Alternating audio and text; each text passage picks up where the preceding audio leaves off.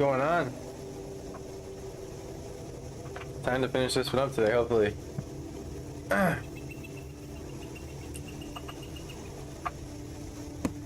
Had already pre-wet my watercolors here, so hopefully they're ready to go. Let's see.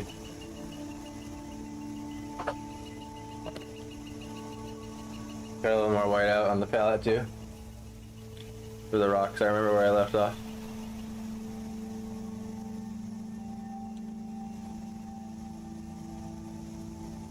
Painting to the relaxing sounds of the Elder Scrolls once again. Just go, I mean, what other painting would be more, you know, relatable? But I've just been going to the same video on YouTube lately anyway. The go-to. Could use a little more water on the top colors here. The wash brush is good for that.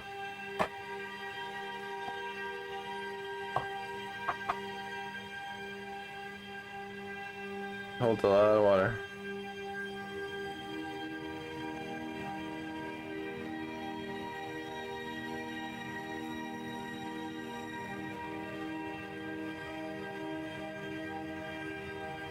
Gotta get myself a new spray bottle anyway. Like I said, I lost mine.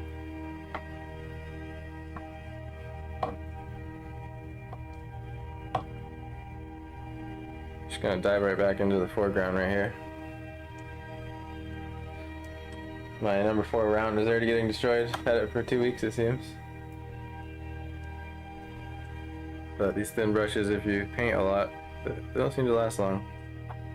I try to take good care of them. Maybe I should mix less with them, but with watercolor stuff, it's so thin, you don't really like pre-mix watercolor with a knife. You kind of almost always do it with the brush.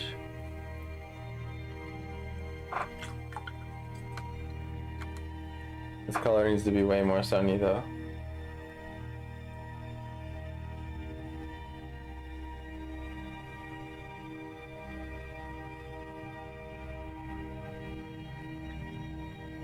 Trying to capture that the rocks are slightly red, but it's in yellow sun. So it's this like subtle orange almost.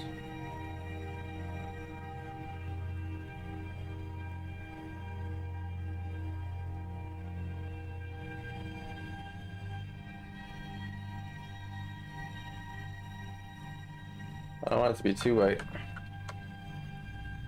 Pure white's like for sparkles and shit. Little tiny like parts of the rock that are shining in the sun. I haven't done any flicks on this yet, like probably could use some. I don't like to just throw them anywhere though, I like to be more like precise. Foreground, immediate foreground usually good with them. There's a lot of chaos going on there. I feel like a couple more rocks could be lit up here, considering the angle of the beam. If I put my brush here, it's hitting this rock. So, that might look right. Yo, what's up, dude? Appreciate you hopping in, appreciate it.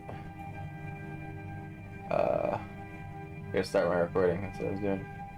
See you later, man, I hope you have a good day.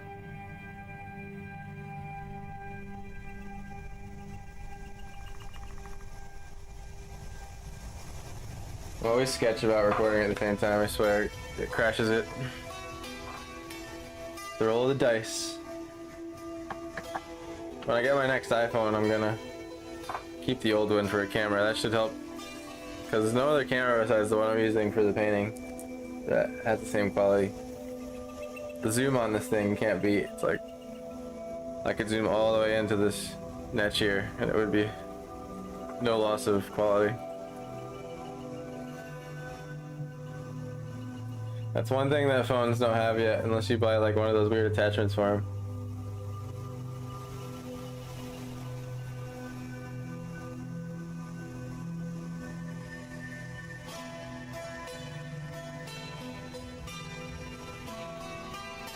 get fussier and fussier with the amount of water you want on your brush. Sometimes it's a matter of waiting for the puddle to dry a little bit, even. Not so much adding the right amount. Still feel like this isn't bright enough. And sometimes in context, like, if you need to push something as bright as possible and just every time you add pigment, it's still not getting there. If everything's in context, you can just use pure white. It's definitely a move. A few of the rocks here down by the water probably have some sun too.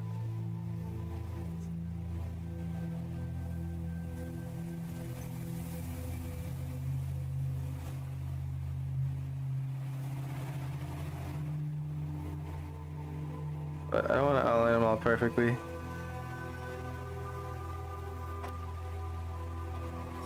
The extent of the sunbeam there. It's still not bright enough when you really step back from it.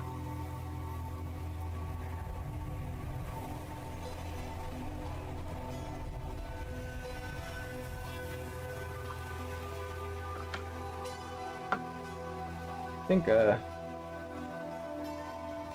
gotta go for it and add the rest of the white.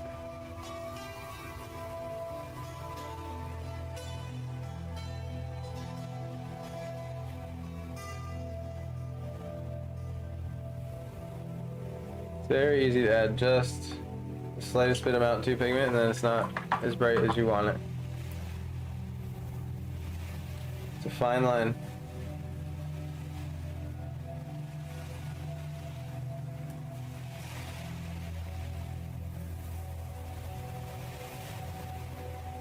I mix them mostly primaries, so I'm always dancing between different primaries trying to get them in the right ratio.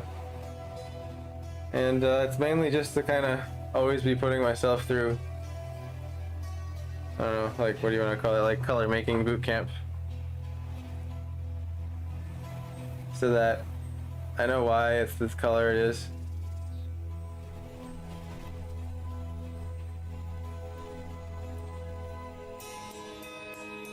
I'd say you have to get used to your art supplies too, and like which pigments. You almost even start remembering which pigments behave in what ways, but can't go wrong with the good primary system. I did start with 4 colors at first, plus the white and the black. But I've recently added the warm and cools of all 3 primaries. Because a lot of people say, no, well, you know, the true primary colors are the magenta, cyan, and lemon yellow one, like the one that printers use. And the reason why is that particular hue pick gets a wider like gamut of color. So the printer can ultimately print more things accurately than if it used like a real red, blue, yellow. Or real, but like darker, I should say. Kind of more about how light those colors are.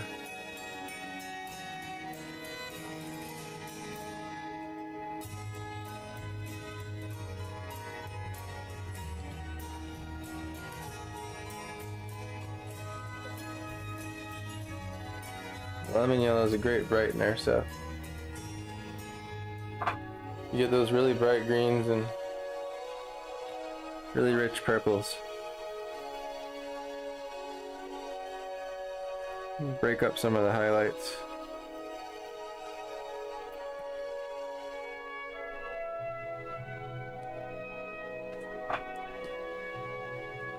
Probably gonna have to blend it a little bit. I think that's what's throwing me off.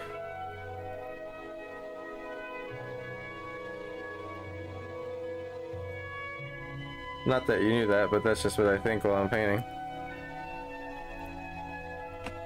Probably just looks like I'm painting. There's a lot going on in my head thinking about what I'm doing, why. You kind of just get used to like talking about your painting to yourself.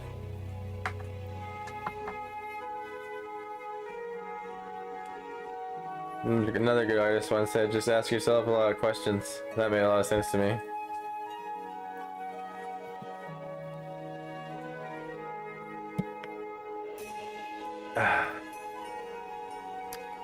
I'm just gonna get water on my brush and almost dry it.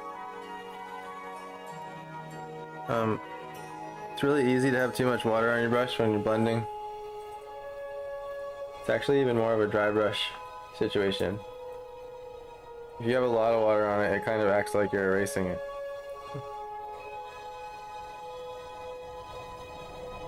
I just want to pull a little bit of this light around the edge of the rock so it feels more round and not so sharp. Because after all, rocks that chill in water are smoothed out over time. That would be a good example of a question you'd ask yourself right there. You're like, well, how do I draw this rock? Well, where is it? What happens to rocks that are in spots like that normally? And sometimes it doesn't take too many questions before you're already having an easier time drawing it because you understand more about what you're drawing.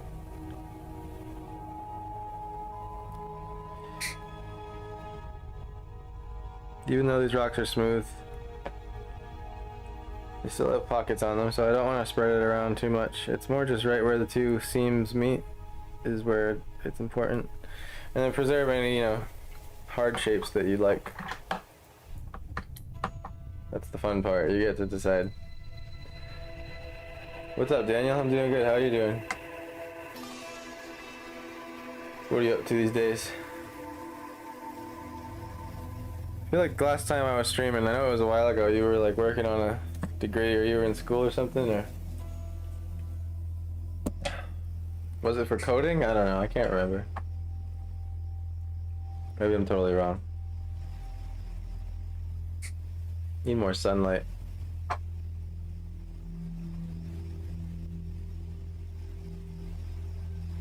It's actually a better way to think about it. I need more sunlight, not like I need more of this really specific color.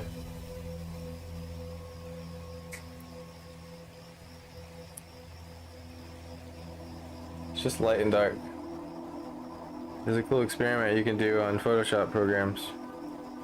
It's a good learning experience.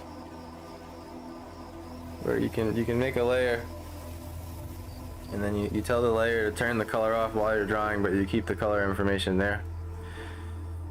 And it turns the color picker gray too.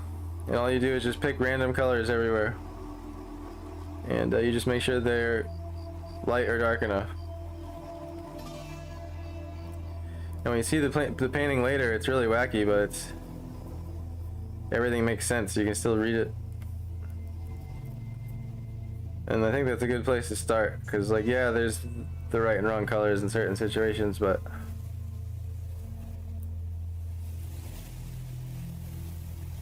it's good to just kind of think light and dark. If you want to add another dimension to that, if you get bored with light and dark, then add warm and cool too. And once you really get good at making light and darks different, then you can toss in the making warm and cools next to each other look good. And then you just compound from there. There's a lot of different combos of just those four. Studying CS, oh, I did remember. Not just pulling it out of my ass. How's that going? How much time you got left before you're set free? Or are you into it enough where you're just gonna keep studying it? Become a CS master?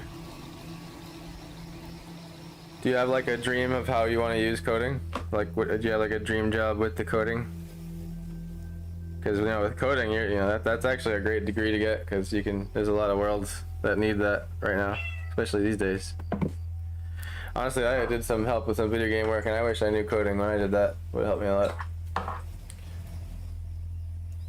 Coding is a lot better. Shortcuts in those programs. You can skip a lot of steps. I remember trying to make all those graphic nodes on the shaders. You had to make your own materials. Those get real complicated, all integers and math and shit.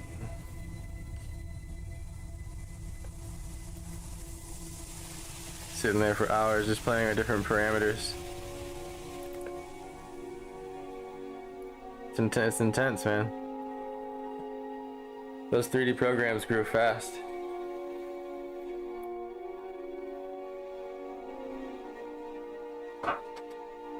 Now, the other thing that these rocks are missing are their darkest color. I remember I got the highlight in mid. I think I was using something over here. Reactivating paint, it's just a matter of where was I on the palette. Toss some water on it and you're good to go. It's spoiled really when you compare it to acrylic.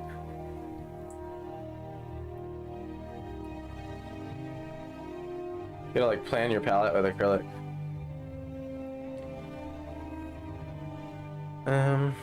Definitely gotta be darker. Since this is extreme foreground, I'm gonna use a little bit of black. Just push it along. But I wanna keep adding a couple different blues. Maybe I'm gonna toss a little yellow in there to have a green for this, because there's a lot of green ambient light near the grass and the tree leaves and all that stuff. It's bouncing around. Just gonna grab from the green I already had made here. You can almost think of light like that, you know, more or less, some exceptions. Like, if there's something near something, chances are you can assume it has the information of the color next to it in it.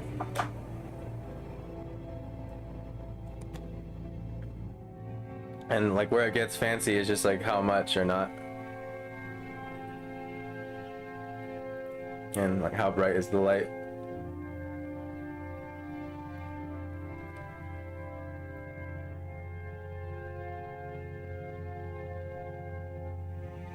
If the you can think the light, every time it bounces it dies out a little bit, loses a little energy, just like a bouncing ball, quite literally. And so with each bounce it takes a little bit less information from the last time it hit whatever it hit last.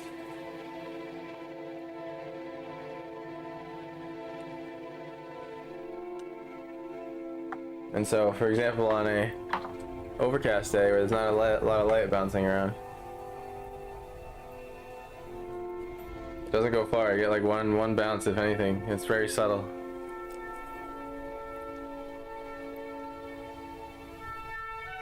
I'm a bit nerd thinking to continue to my masters. That's awesome, dude. Hell yeah. I hope you send it all the way, man. Your painting's looking great. It has some atmospheric feel, especially with the BG music. Hell yeah. The most relevant background music that it could possibly be. Yep. Like honestly, I think I said this last stream, because I mean, I feel like I repeat myself on accident the older I get more. Probably why it's like, Grandpa, stop telling the same story. But I was saying how like I want to do more like fan art, but like make it my thing.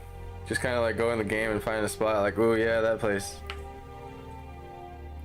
Like Skyrim has a big enough community to where you can, it's like going on Earth and going to like the Eiffel Tower and painting the Eiffel Tower. It's like there's landmarks in that game that everyone knows about.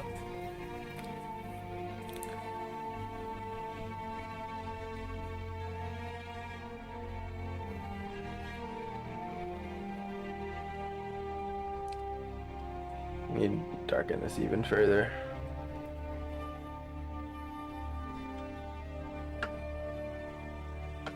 Is there anything particularly that you like to do with CS? Like,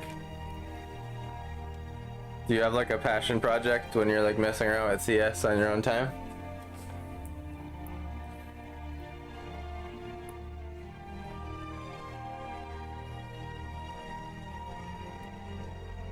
You know how you always have your like thing you're experimenting on in your lab? your laboratory.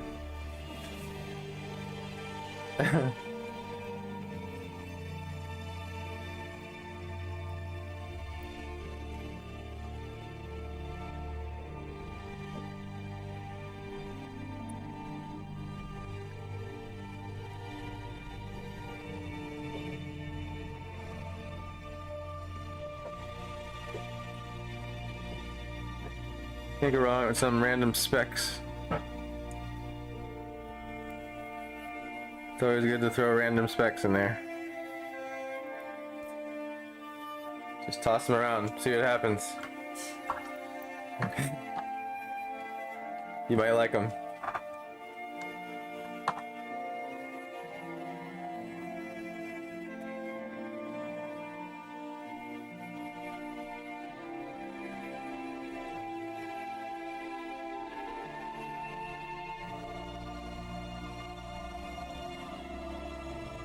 Didn't get enough water on my Prussian blue here.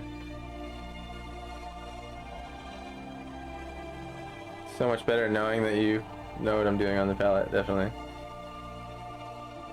It's nice to not feel the urge to grab it and put it in front of the camera anymore.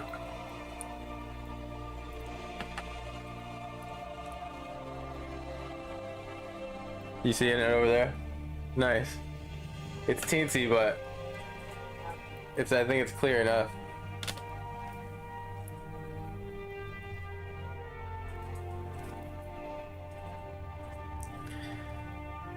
And you know, the colors aren't going to look exactly how they do in real life. This brush is not fine enough. It's starting to lose its edge. Let's see. I think I have one that's teensier. Gotta pull out the big guns, or the little guns I should say.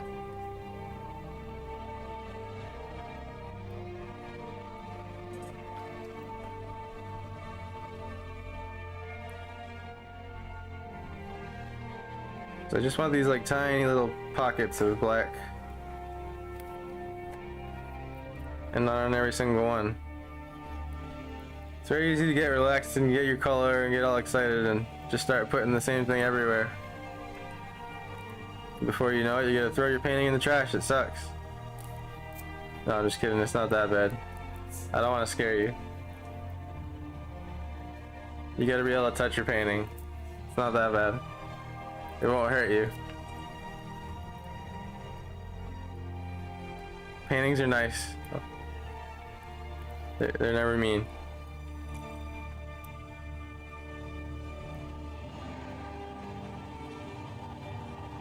Yeah, I'm building a computer from grounds up, like literally via hardware simulator and add up software to it. That's a fun project. That's awesome, dude. I'm building a computer within a computer.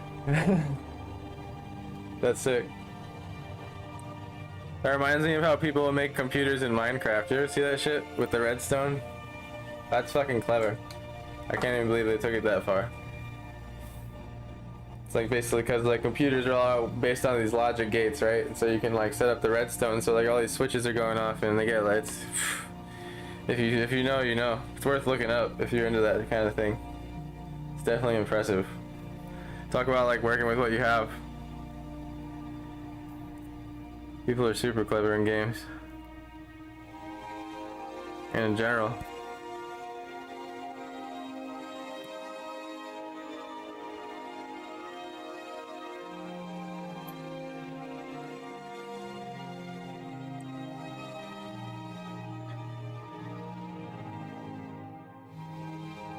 And you know, it's worth leaving some things in your painting for the eyes that like to look a little deeper. Some people they just kind of they'll graze by, like, oh yeah, nice. Some will start staring into it, you know. So you gotta leave some Easter eggs for them. Give them something to enjoy.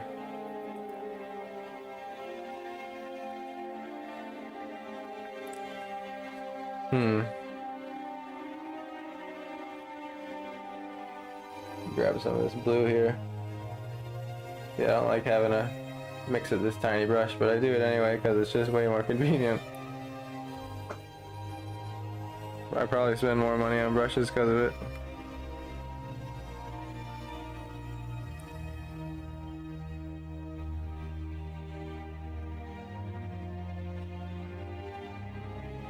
Let's just see what would happen if I did that. Kind of need the texture to be random there anyway.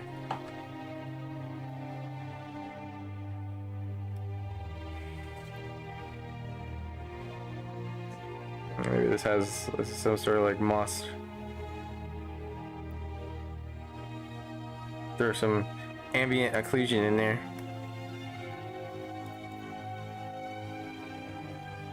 Just gonna say AO.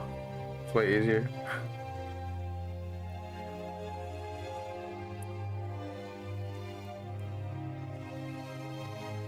Toss some over here too. Why don't I make a little variant of dark green? I don't want it to be too black. It's probably better if I just grab yellow, honestly.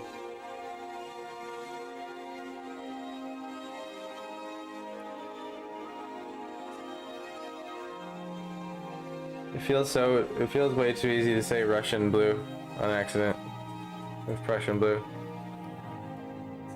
Sounds like I'm saying that anyway, pretty much.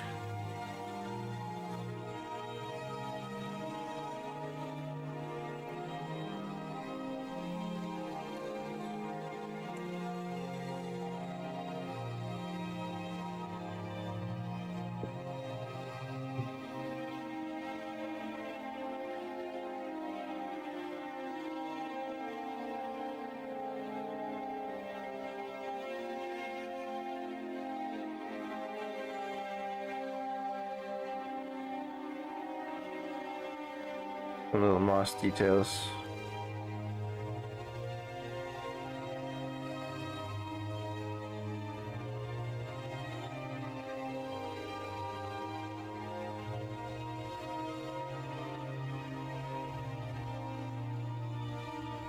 Add a little water here to this color.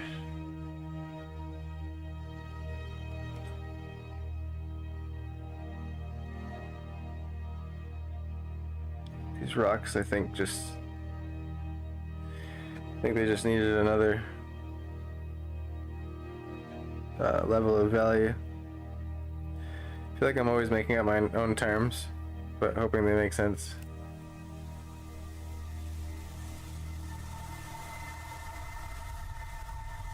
Level of value probably isn't an official art way to say it, but it's like if you count how many different lights and darks are in something.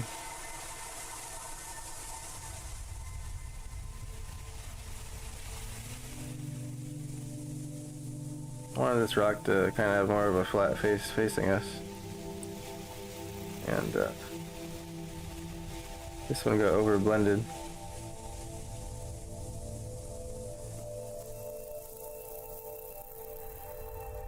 Sometimes you find the shape you're looking for cutting back into the highlights with the color, the other color, and sometimes it's worth revisiting like both directions a few times. See what you can get from it. Painting's almost like just setting out these little isolated experiments on different parts.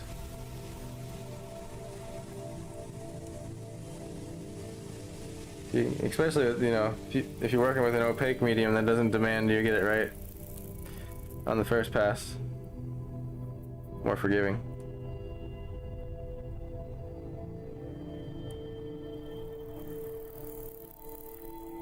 That's supposed to be kind of mud that goes out, and I'm going to attempt to get a little bit of a water effect here, where you can see the mud going under the water. And to achieve that color, basically I think about how much of the watercolor is overtaking the mud color. That takes a little bit of experimenting to kind of get a feel for that, and a lot of reference photo studying. I still get it wrong all the time and have to kind of tweak it about, but got a general idea of how it's happening. Because I remember at one point I was like, alright, that's it, like I had to set myself up some experiments, try to figure out how to do it myself. And I remember when I first really figured it out, I drew a painting called Coral Caves. That's one that many know about around me, locally. And I remember that was like the aha, okay. That's what makes it look underwater. But all water is different, you know, you gotta take into account what the water's doing.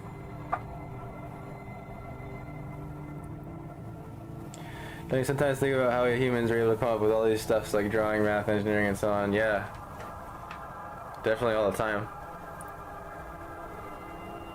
There's a lot of crazy theories about that. You ever hear about the Stone Ape theory? Apparently, it's about like a breed of apes breaking off at one point way a long time ago because they found like psychedelics in the woods, basically. Or in different plants, and you know, it's more just than the psychedelics, it's like their diet and stuff and how it changed and how one thing led to another and blah blah. It's pretty interesting like take on it. It's one of those takes that like make you think like, huh, you know, he's got a point. There's a whole book on it. I can't think of his name. I don't want to missay the name. I want to say it's like Terrence McKenna or something, and then there's like, and then he has like a brother that like wrote a book, like another book that I hear from reviews is like less, it's like more down to earth and more like interesting in its own way. So you can have like Terrence McKenna's out there version and then like a more like looked into version, studied and using more science, which they're both science, they're both great. I mean, like, it's a cool theory. I don't know like much beyond, like I didn't read the books myself, but I'm just aware of that idea and I kind of understand it just by thinking about it. Because I mean, I don't know if anyone in the audience has experienced psychedelics, but it's definitely interesting experience to say the least. I can totally see how something just showed up in their head, or just kind of nudged to try something different in a different way, and then, you know, fast forward a million years or however long. That's not the number, the actual number. Oh, camera's getting a little bright there, sorry. Look, even though it's a little darker, looks kind of like nicer right there. It's like, that's kind of how it would be in real life. I'm gonna reset the recording here. Things like when I first did this grass shadow, it's like it felt too dark, but it's like the more I look at it, the more it makes sense. It's like a trust in the process thing. And then as the artist, you get to kind of decide like, what do I want to pull out and what do I not want to pull out? Because if you pull out everything, then nothing stands out. And it's easy to have lots of fun on every single little part of your painting. Next thing you know, it's 87 ideas all next to each other. It's very important to find a sort of cohesive nature to every big chunk in your painting. And that's something I'm still actively working on, that I still feel like a beginner on. I feel like every time I paint, I feel like I find a new way to place something just so.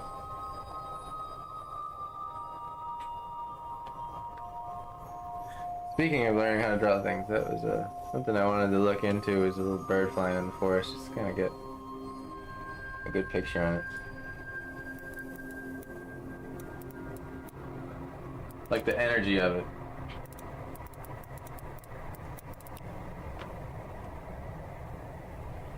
And I also want to toss some another bit of wildlife in here. Yeah, this is dope.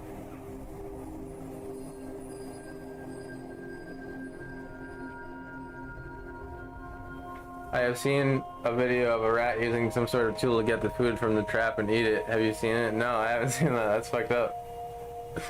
That's awesome. You got a link?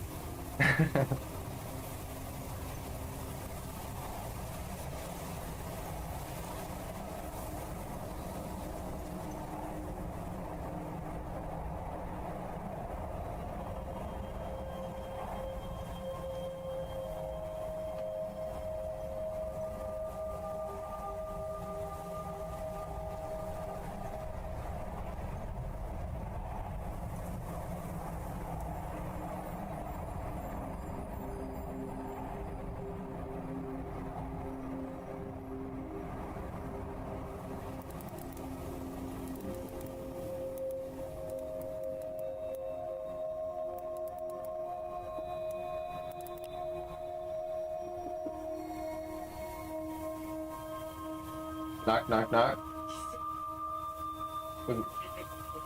It sounded like the door.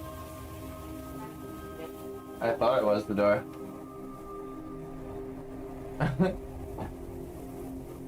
You tricked me.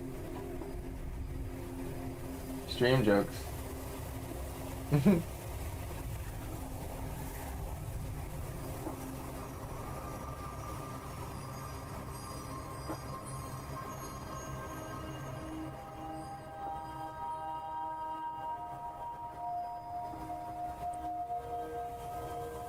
Hey Steph, good to see you here. Happy Saturday indeed.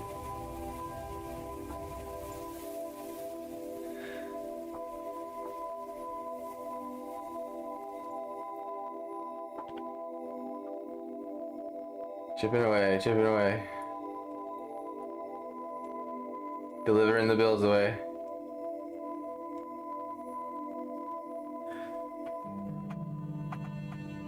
Let's see. Trying to add a little flying birdie thing. Forest chicken. It's forest chicken time.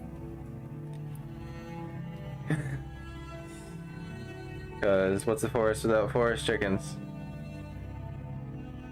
Nothing, exactly.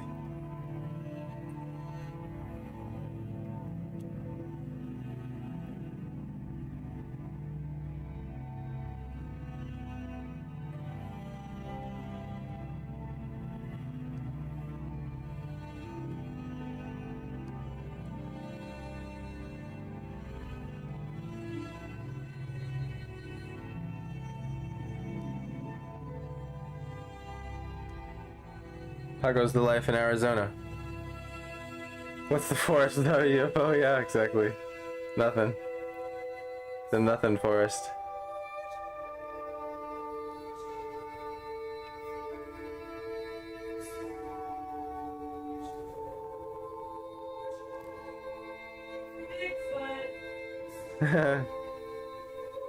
Yeah, what's a forest without a magnetic cow, huh?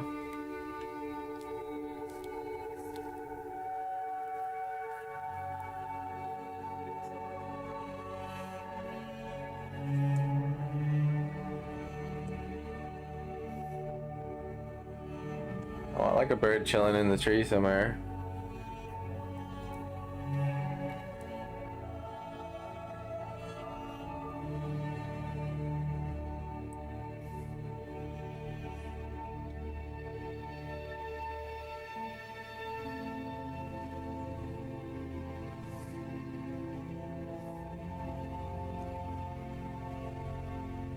Teensy brushwork. Sometimes you have to hold your breath.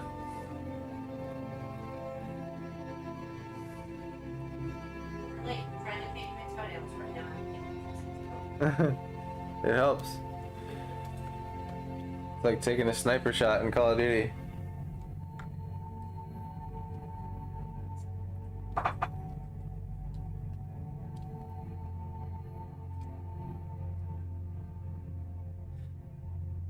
Life's good, chilling by the pool. Tom's going to be here tomorrow, so we have a solid week of fun stuff coming up. I'm sure there'll be lots of pictures to come. Yes! Time to paint an epic Tom picture. Be a good watercolor lesson, too. Show you how to go about painting a picture. What was that? Yeah. That does sound nice. You guys, yeah, you guys have a nice pool, too. Their pool slaps. Spanks you. It's so dry in Arizona, you pretty much need to just sit in the pool the whole time anyway.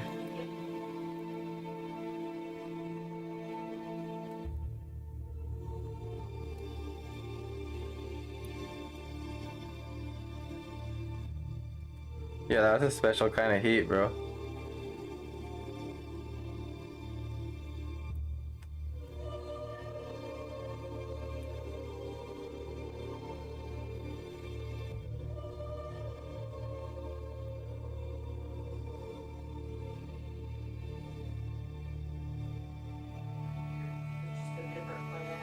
Yeah, it's not the same planet.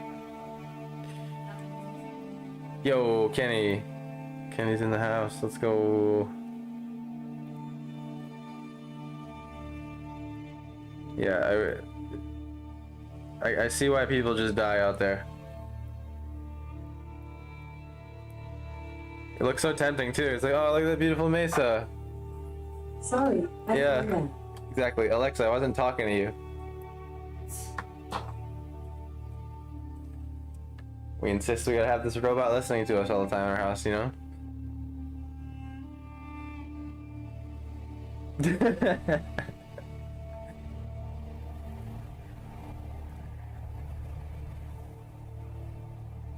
I feel like that's happened once every stream. There's just a certain amount of syllables that come together that say the A word. Especially if you're a mumbler like me. It's easy to say anything on accident. You never know what you could say.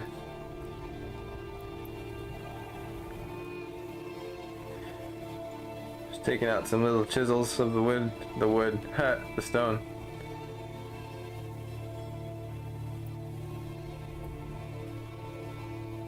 It's almost like taking out the tiny brush and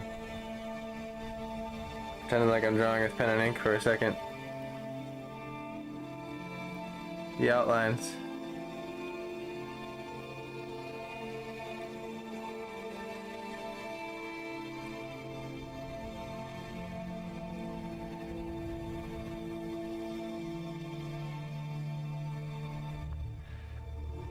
How goes a day in the life as Kenny? How's it going, man?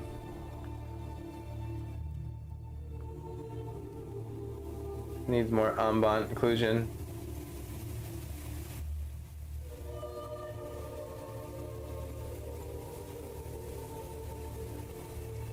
Ambiocentric occlusional shadow.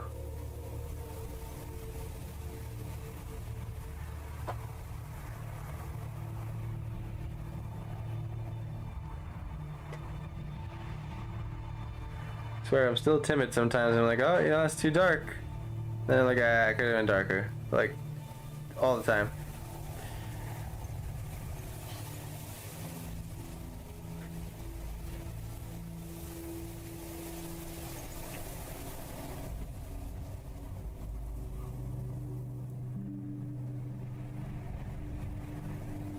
Happy toes?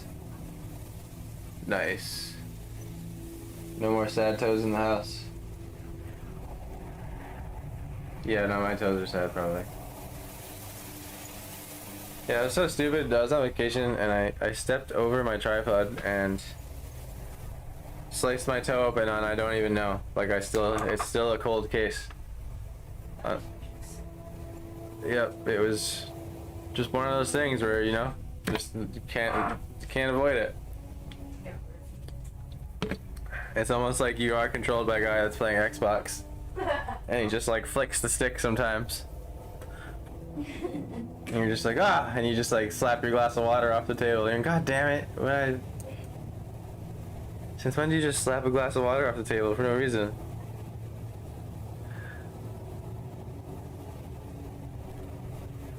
See, solid proof it's a simulation. I told you. Pull your back out. Yeah, exactly. It's like you can picture all the people like on clipboards running around, like this New York Stock Exchange. Like he hasn't had anything happen to him in over 30 days. Hurry, trip him now, go.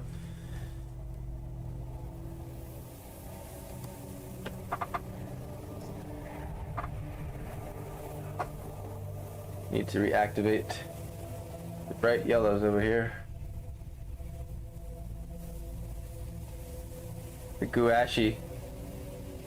The gout ache that has like Kirsten likes to say. No, I never said gout ache. That one's yours. Oh, gouache. Gouache is what I said. Yes. Gouache. It wasn't like gouache. Wasn't that bad. But it was close. Hey, you learn how to say art supplies too, is just as much as you learn how to draw, you know?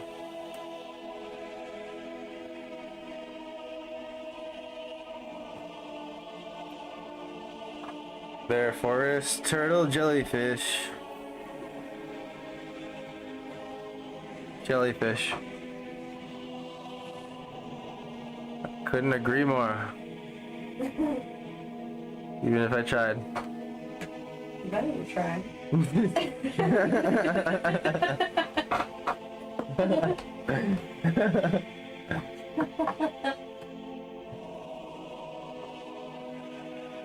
Damn, this water will just not get in this gouache. I'm gonna say it all wrong today.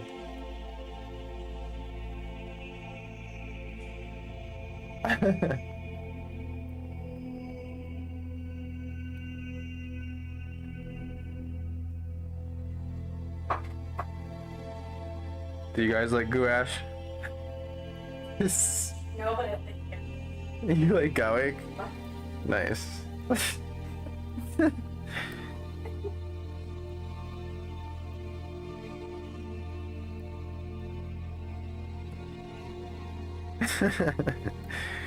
That's even better, honestly, than gouache. It's like, who would call it that? Like, if that's actually what it was called.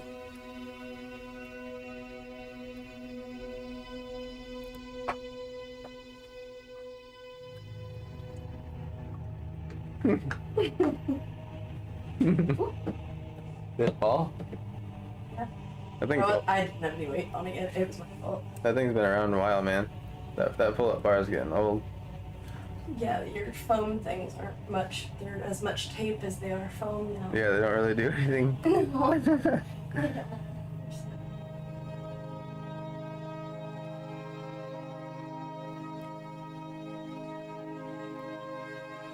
And you know, I mean, the painting's pretty much good as done, but this is the part where it's like,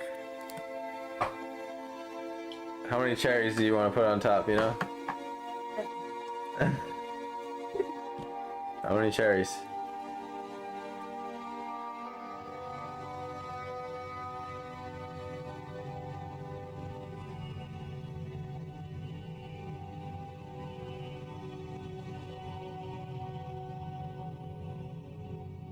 Alright, let's see.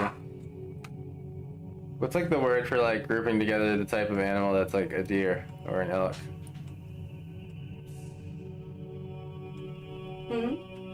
Like what's like the group of animal for like elk, deer, moose, like those type of things, like things with hooves? Like how you can say like gastropods, is there a word for like the group of, We can find out. you know what I mean? We should. Am I making sense? Alright. Yes, we can find that out. We can ask ChatGPT. Chat Gupita. We want all the cherries. This is a good coffee. Oops, I'm out of camera. Sorry, you missed drinking that coffee. That was sick. You have to do it again.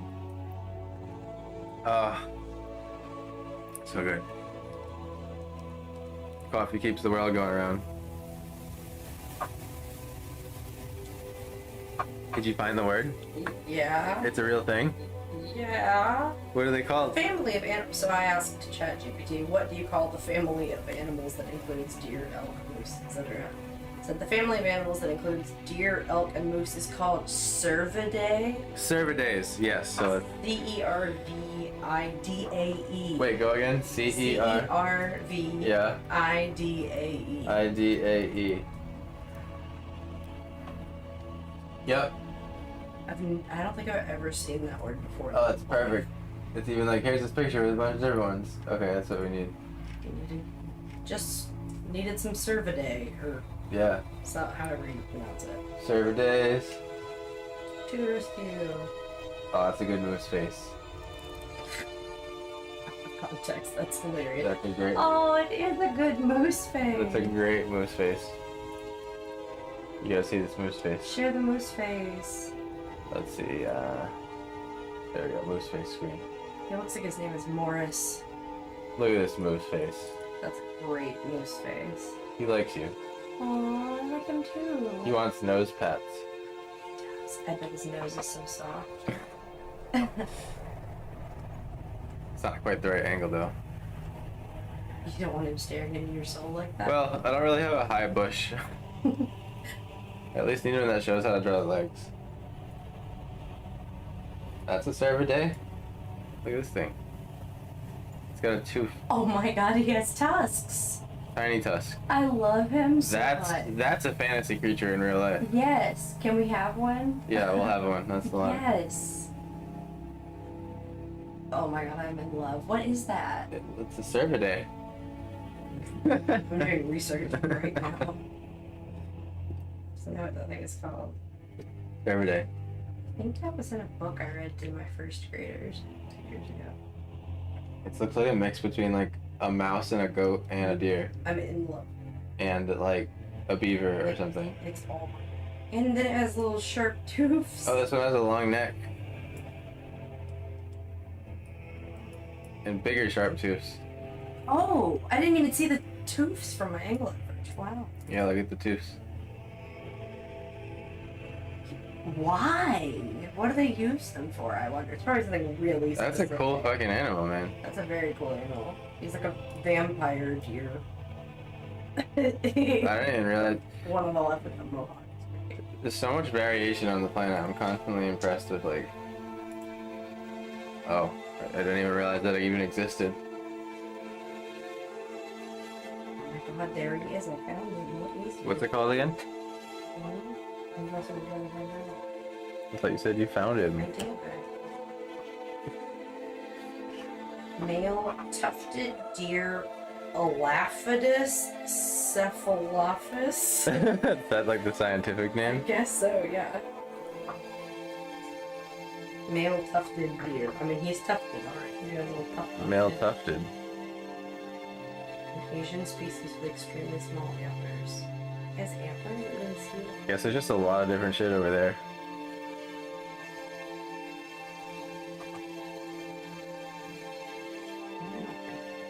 Back of this bird just needs a little bit of highlight.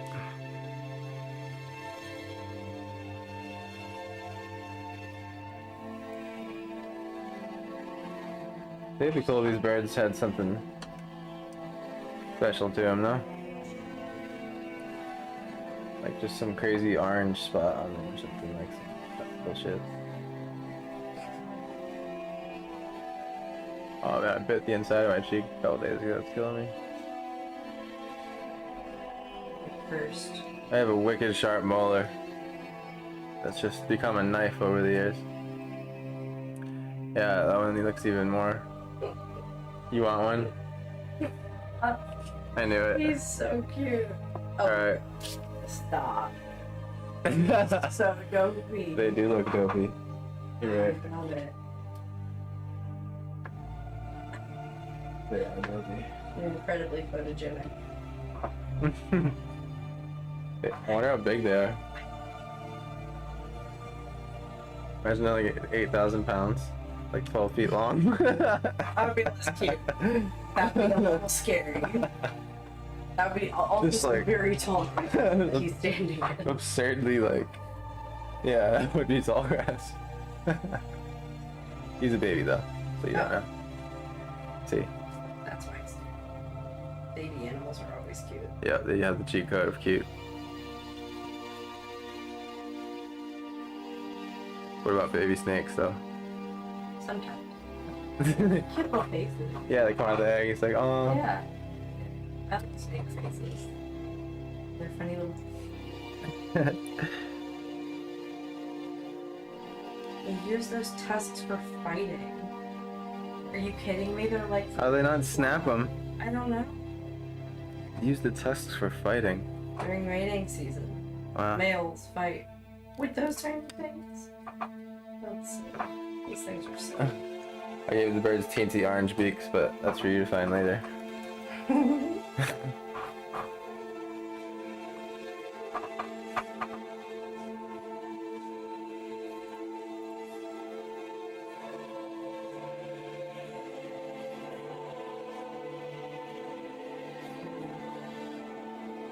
Just the Wikipedia explanation of this animal, like, Yeah. as though anyone cares, but I do. It says the tufted deer is similar to a muntjac in appearance. What's a muntjac? Muntjac? Muntjac. A muntjac. I've never heard of that either. There's so many animals out there just Spell existing. it one more time. M-U-N-T-G-J, I'm sorry, A-C. M-U-N-T-J? Uh-huh. M-E-N-C? A-C. Muntjac. Oh wait, N-M... M-U-N-T... M-U... Go from the J.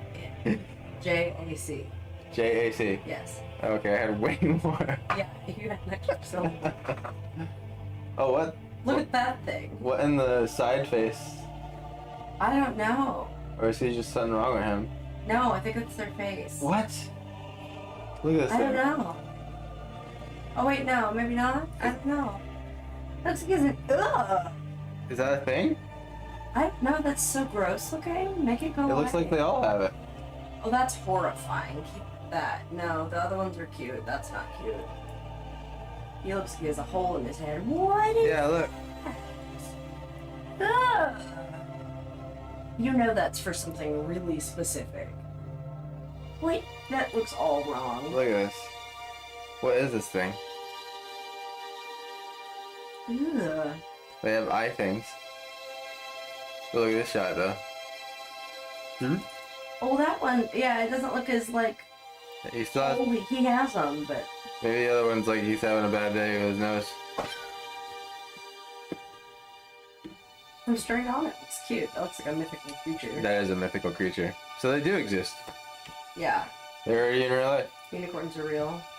If that thing exists, there could be a unicorn. Literally. That thing on his face is weird though. Right?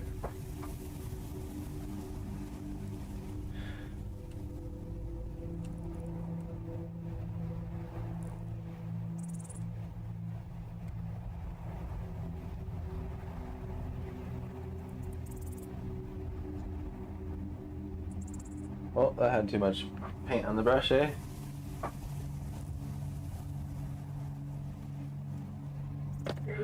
66 pounds.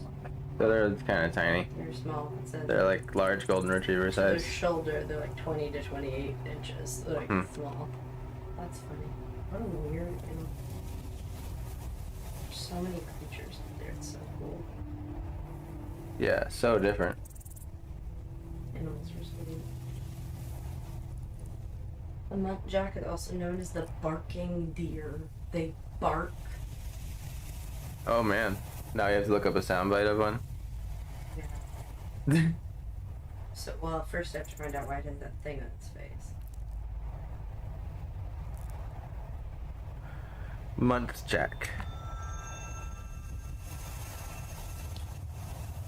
So weird.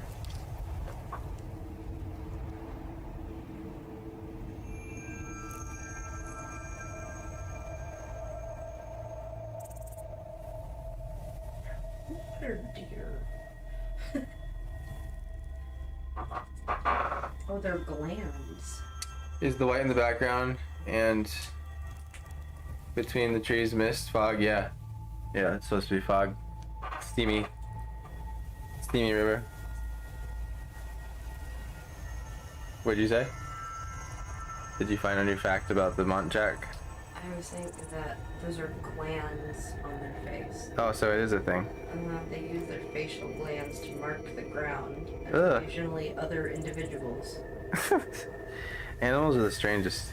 And they can like open them. Oh, okay. So that's why some of them look more ew than others. So weird. Like, Animals are so strangely specific. they all have something freakishly specific. Yeah.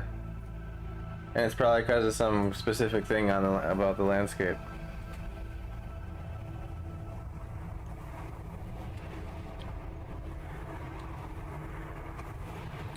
So, Just dropping in some other planties. kind What? And Even just the when you big think ones? that, yeah, wow, just like when you think. of horny and yellow. Hairy fronted. Hairy fronted. That's a good name. Malabar red muntjac. That one sounds like a rare Pokemon. It does. Roosevelt muntjac. giant muntjac. That's the 12-foot one. Oh, God.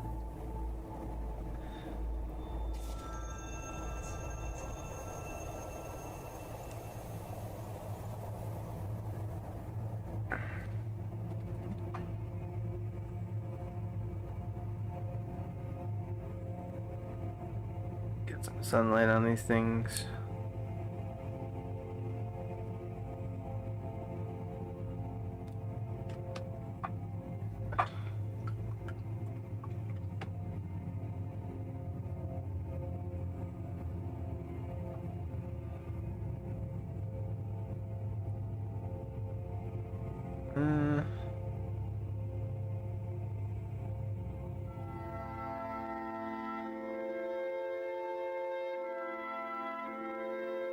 Is that the bark? It barks.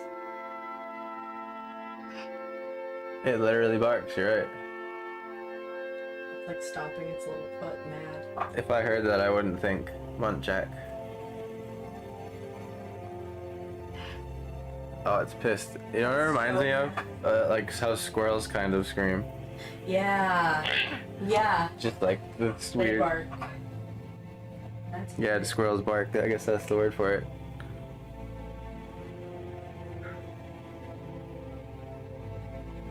When I lived with my parents, there were big trees in the front yard, and one of them, like the overhang, was right over where my dad would park his truck. Yeah. And like, there was this specific squirrel that had made its home in that tree. Oh. And when my dad would like go to get in and out of his truck, it would get all mad that he was like underneath the nest, and it would bark at him. That's funny. It's funny. Yeah, they get pissed. My dad would accuse it of throwing acorns at him. They do that. He's throwing stuff at me. They do. That's actually a thing. But you just happen to be where they're when they're trying There to. you go.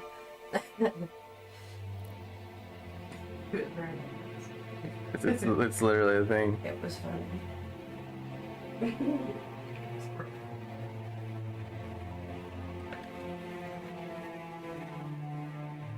It's coming along really well. Thank you. Okay. Really trying to get this to look like a sunny spot. Probably already looks like a sunny spot, and I'm still over here like, not sunny enough.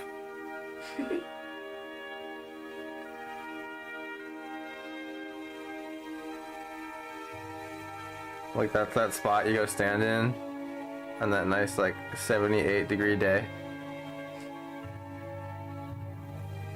And the sun hits your skin, you're just like, yeah, I'm gonna lay down right here and just fall asleep. It's good to break it up. It's very cold over here. Particularly where the leaves are over like the dark green.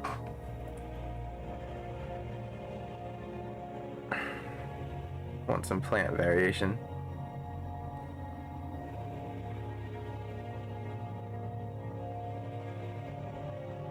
And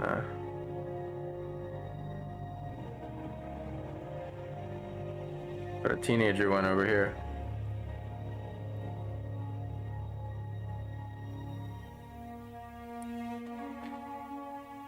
And then, well, in this case I started with the brightest color.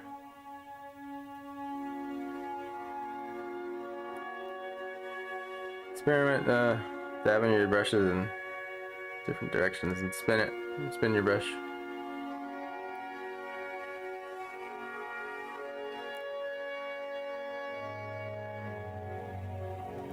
Sometimes you get your brush in a good state at this point to just go to town for a little minute. You don't have to keep dipping it over and over. It's almost like what you live for. The Goldilocks zone of a brush when it has just the right amount of water and pigment and paint. It's actually pretty satisfying. It's almost like this little reward system built into it all the time.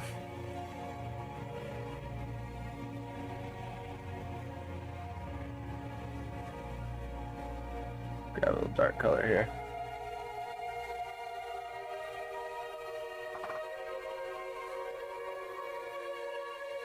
It's not that dark.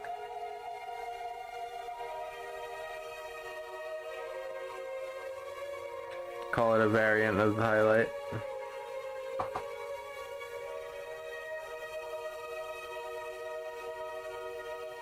grab some of this here. A little Prussian blue. A little bit of orange.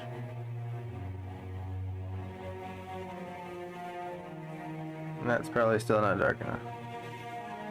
It's pretty much the same color. Try it on this guy over here. Alright, no, we push further into darkness.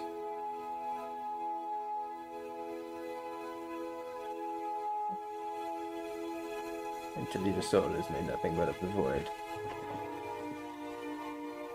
A house moth? Oh. She's like, that's my house moth friend. Leave him alone. She gets so excited about tummy pets.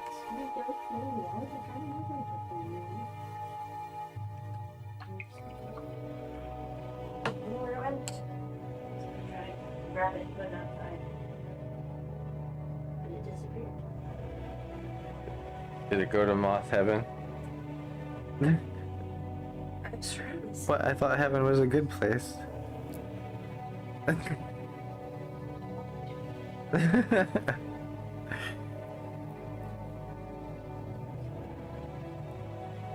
we go. That's more of a shadowy color that I need.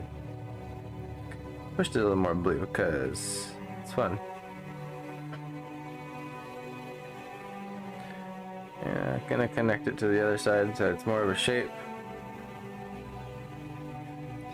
Try to make it a single shape.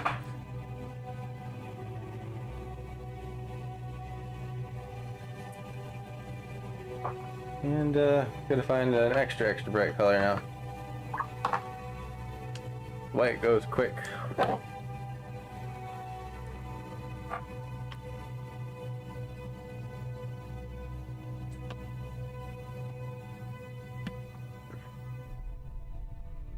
Coffee is so good. Setting my places. You forgot you had a coffee. I did, now I'm excited because I remember Babs almost sick. Coffee I might be. Yeah, I'm still sipping on coffee. No beans.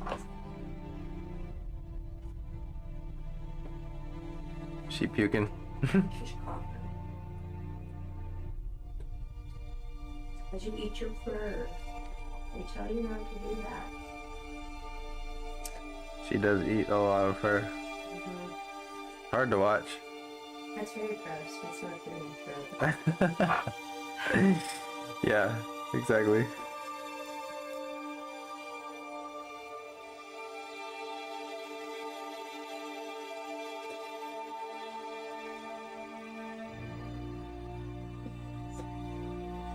cute.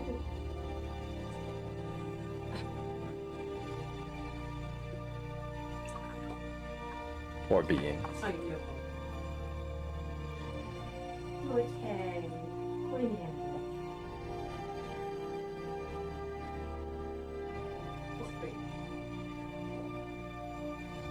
It's sad. She has like sad sounding coughs because sometimes a little squeak will come out at the end of You think she does is cute? pretty much.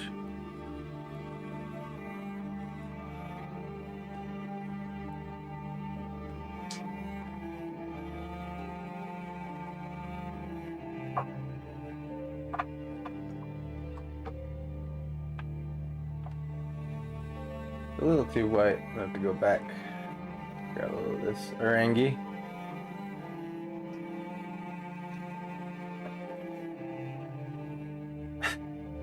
I don't know what you're talking about. That's what it's called.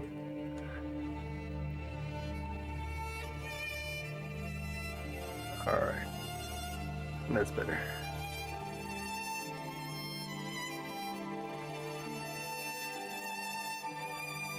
I was too scared that it wasn't going to be bright enough. So I added too much white.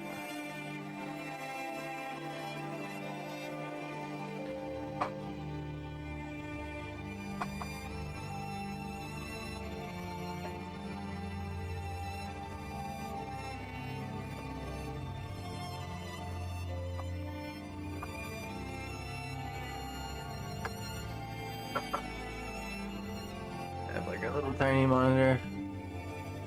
Or I thought I did. Oh yeah, no. It's actually nice to have the painting up on another screen just to look at it straight ahead.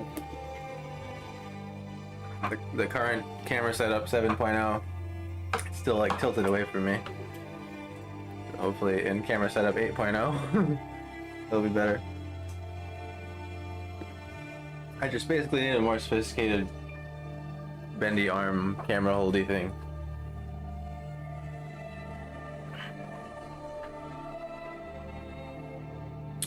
I think the only good spot for this thing to stand is like kind of way back by the tree, like a silhouette.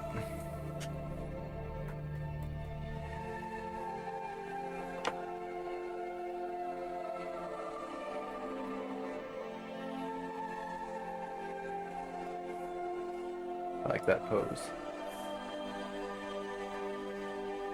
I already forget what they're called. The first word. Cervidae. There it is. Oh man, that cheek bite's brutal. Just eating lunch the other day and just crunched my cheek. Bad. I was like the second half and I was like, oh, that's 3 weeks of healing in 1 second. Just like that. That's how quick it happens in this world. One sudden Murph, and your whole life can change.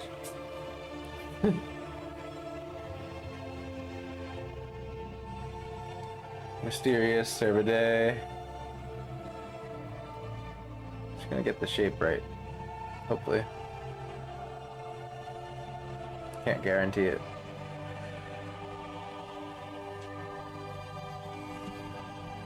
Don't want it to be too big. I think it'd be cool if it's like head came up in front of these 2 trees here where it's like space in the middle of them.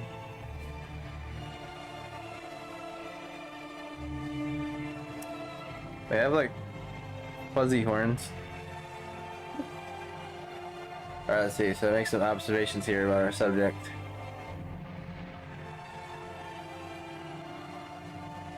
The head. It's about 5 of its heads long. And its neck to where it connects to its front legs is probably a perfect golden ratio, honestly. A good old 1.618 going on there.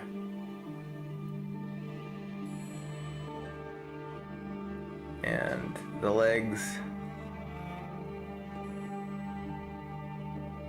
are pretty much the same length on each limb. So basically, if I get the head shape, it's gonna be pretty tiny, but the shape's important. Especially this little forehead line here. I realize, like, the several times I've tried drawing animals like this, the way the nose curls up or down is very, like, has a lot to do with what makes you recognize what animal it is.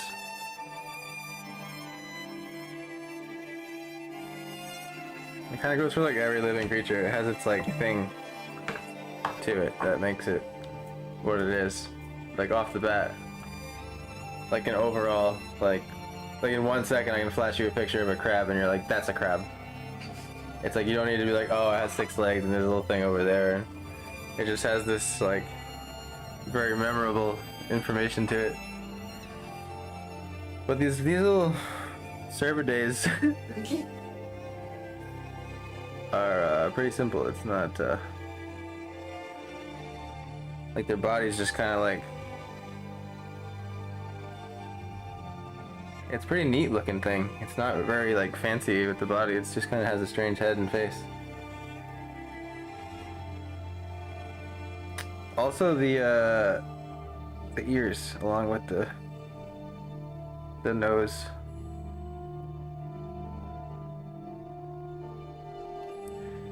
Play a role in readability of what animal it is. It's like in one wrong curve of the line, it's suddenly a mouse instead of a cat.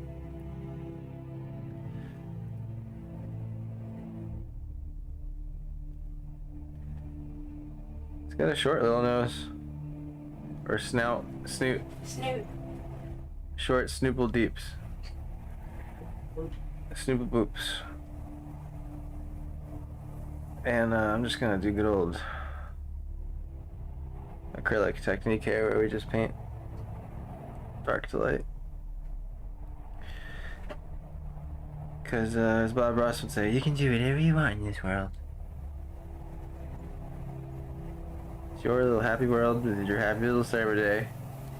Be all happy. Oh, they don't have tails. Or it's just tucked. But it doesn't really look like it has a tail. Doesn't. Goes right to its rump. Weird how they're like his leg sticks, like his knee of his leg is weird. Backwards knees. Yeah, the backwards knees and have to back behind his body. Yeah. Yeah, they're like neat looking things. They're stumpy. This fan be drying out my gouache.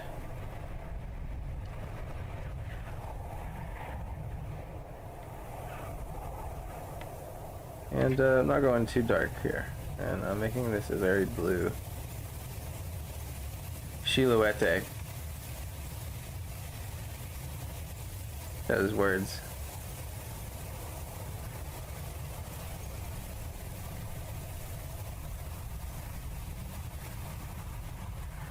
And I'm definitely have to play around with it a little bit here until it sort of feels like a server day.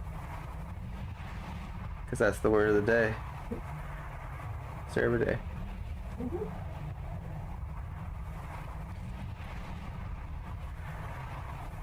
Just some type of one. And these little fuzzy chest tests to kind of care about it more. It's where you want to give them pats. Kind of looks a little bit dragony. That's fine. Fine with it.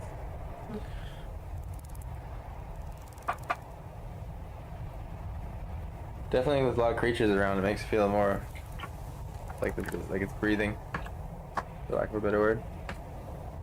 Smell that chicken is delicious. Can't wait to eat it.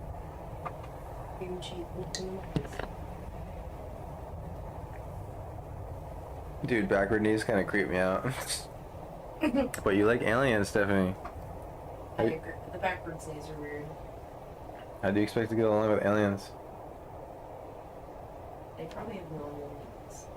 I mean, you never know. Have you ever seen Men in Black? Ah, true. They get pretty weird. Or Rick and Morty. Yikes. That's a scary alien world.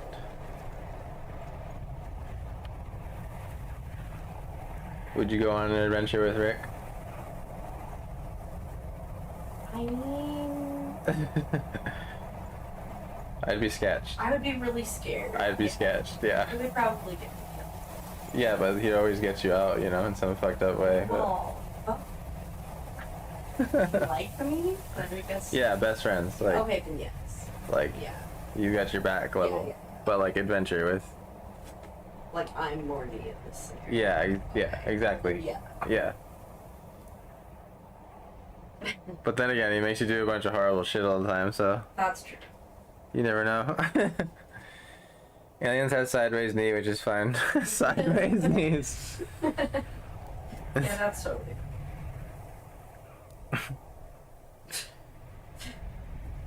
Sideways knees. I don't know what's worse. It's like they almost want to have a tail. It's like a little fuzz comes out and tries to have a tail.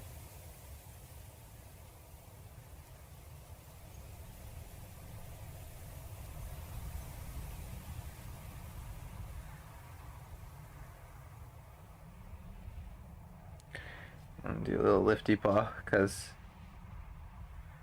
I'm picturing him taking a step, kind of just foraging or whatever. Here we have a foraging Saturday. Little do you know, he stores his food in his eyes. Through his little pouches.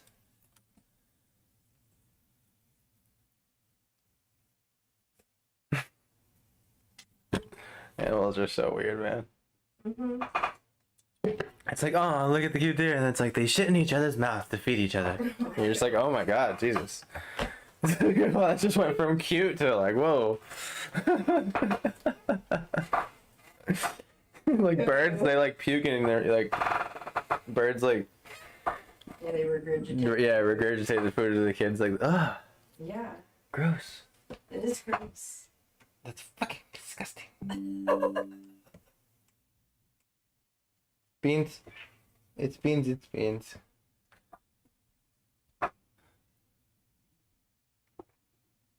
They have cool tooths. I think that's like my favorite part about them. Yeah, their tooths are great.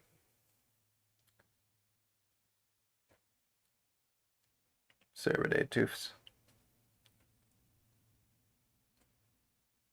Serve a day. Mm-hmm. Just one. Yep.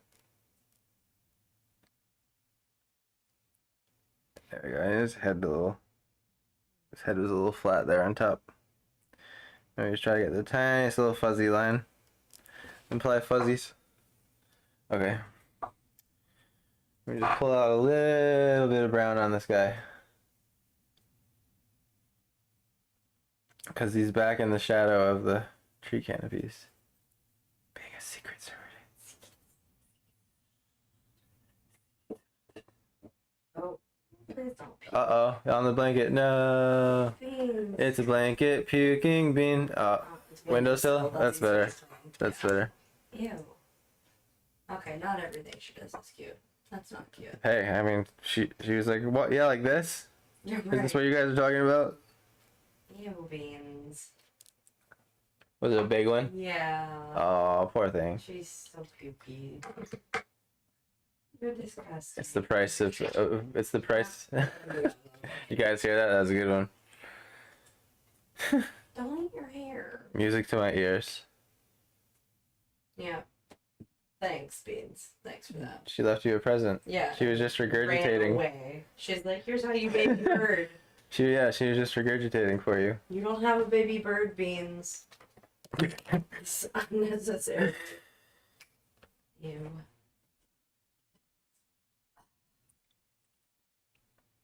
Gosh darn you, cutie fuzz.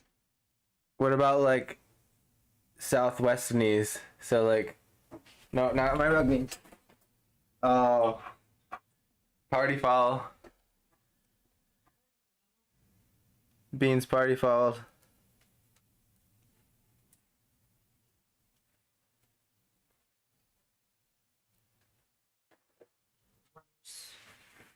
She's like, I'll show you regurgitate. Right? No thanks. Son of a bitch. Gross little creature. Cute. Hey, wow. Would you mind grabbing this tiny? Quick. What? There's another one more right here. Would you mind coming to, Oh, did you bring the kid, I can't talk, the paper towels? sorry, I didn't understand what you meant when you said that. No, you're good.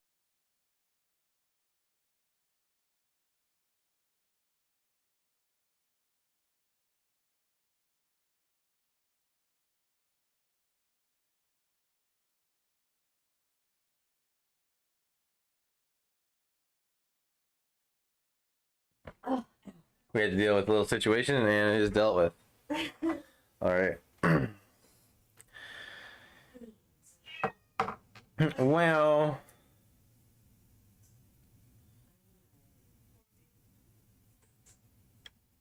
She's still going? What? She's still sick? Literally. She does do that. Aliens have sideways east-west with a slight southward trajectory. Yes. Indeed they do, my friend.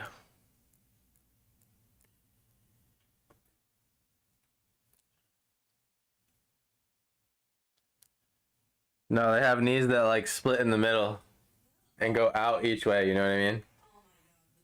So like rather than it bending in one direction, they just like go like that. Like, You know? It's like the leg starts like this, and then the bend of the knee, like the middle of the leg opens up. Yeah. You're welcome, guys.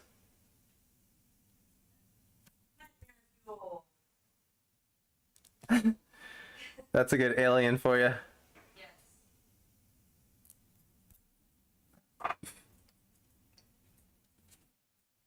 But now just slap it on a server day.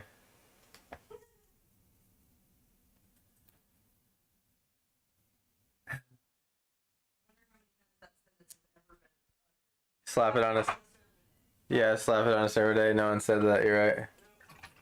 Ew, I did not need that visual. But it's a friendly alien that likes you, so it's cool. See, it's not so bad. It's a baby too. And it's fuzzy. Yep. And it has big, tiny, sparkly eyes. Aw, big tiny. Like it has like the cute, tiny, hoppy spider eyes. Yes. So it has like 8 of them? No, 4. Oh, much better. But 2 are small and 2 are big. Great. Placed in a trapezoid. That explains the tiny big eyes. Yes.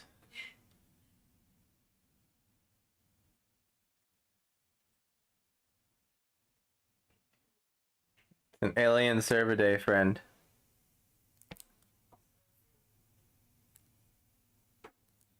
You want one? Not me.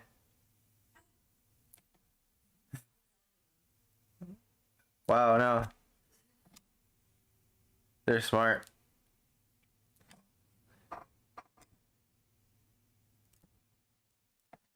Decided to light them up a bit more. Be fun to put a health bar over them. That's red, and put a level 3. 63 HP / 63 HP.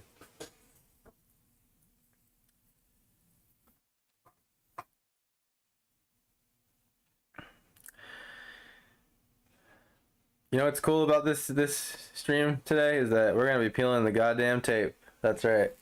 It's happening. It's pretty much done, honestly. I just had that moment.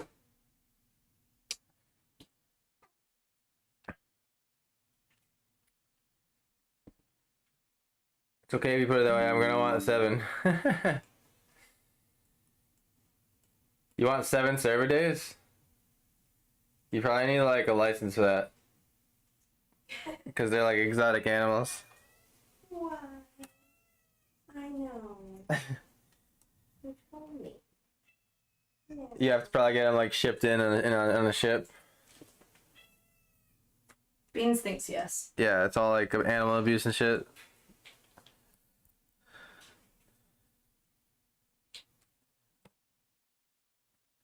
So I don't know if it's worth getting a server day. They're probably like $20,000 each. So 7, that's gonna put you out.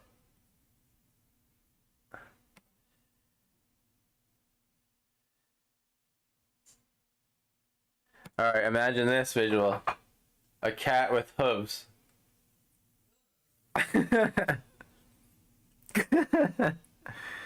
Yes, bask in that. Thank you so much, Kenny. I appreciate you, brother.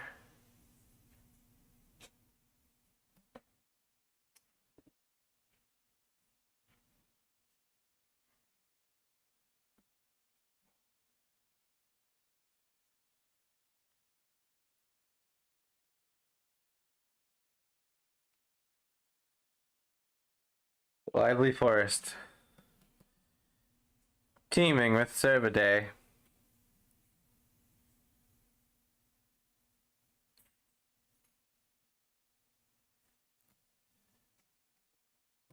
Let's see, darken the screen a little bit.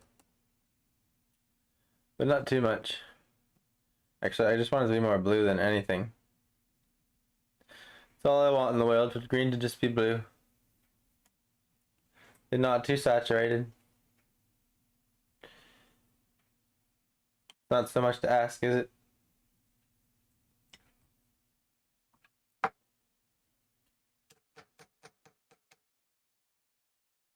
Can I pay you right now for that gypsy one with the crystal? Hey, yeah, man. I mean, let's talk about that back in the DM we had going. Set them on stream so we can keep track of the messages and everything. We'll definitely get on that soon.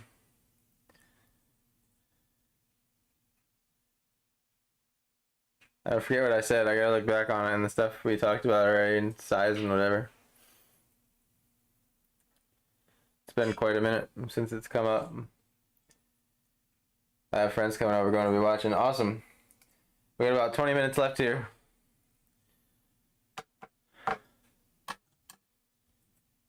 Might even not make it and peel the tape, so you just secretly replay the stream and pretend like it's live. Just kidding. Let's see. The green, that's what I was doing. Needs to be a little brighter, actually. Maybe just grab a little white. Very little. Something like that. I'll email. Yeah, perfect. Appreciate you, brother.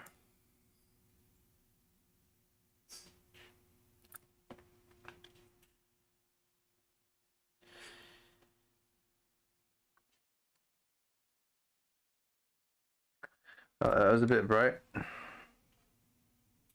Maybe it could be worth seeing where it goes. Add a little more depth. Just don't want to do too much of it.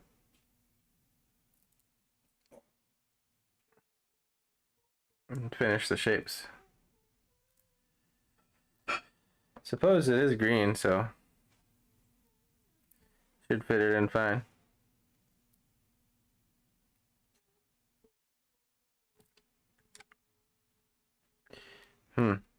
Alright. I like it.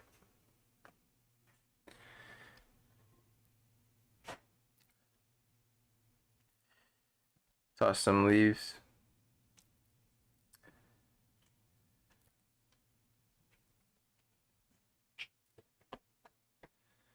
Just kind of like, almost picture a little like, I don't know what you'd call them, like dandelion things, but tiny. Little patches of them. Almost like they accidentally happened already here on these little brush marks. Just bringing them out more. And it's in shadow still, trying to give like the shadow color of them. But they are a lighter color and hue. And I just like breaking up the forest with little different bits.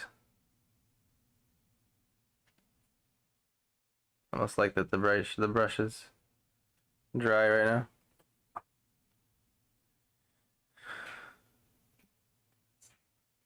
Little tiny white flowers.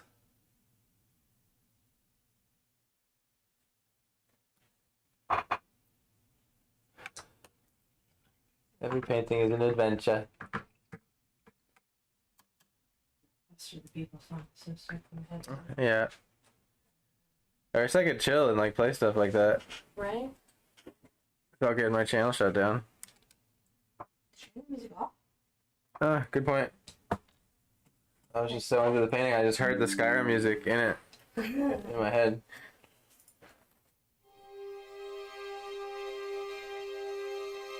That's the exact one I need to save, but I use it Oh yeah, sometimes. I love the drawing on it too. Yeah. That's an epic one.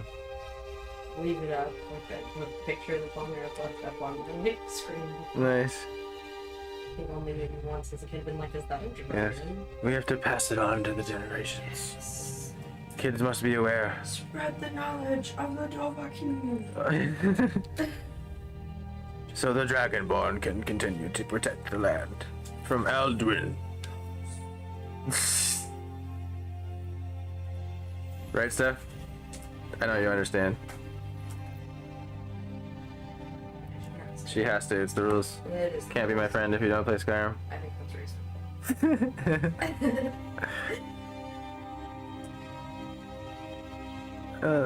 Over here, the flowers got happy and they grew a lot. That's okay. They got excited. Yeah. They had a good sex life. Had a lot of babies, and then there's a good patch of flowers over there now. Needs to be. Well, you know, it dries darker, so remember that, guys. I gotta remind myself all the time. I think I'm perfect. I can tell you.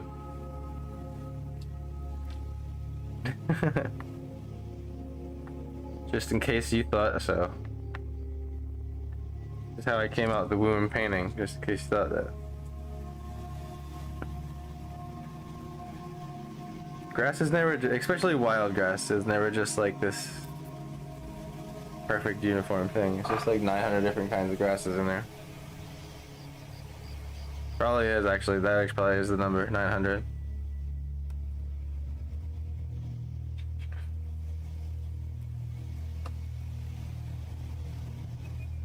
Yeah, you know, some found their way in front of the fence over here.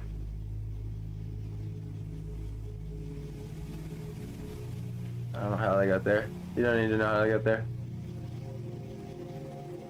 They could be a little bit brighter.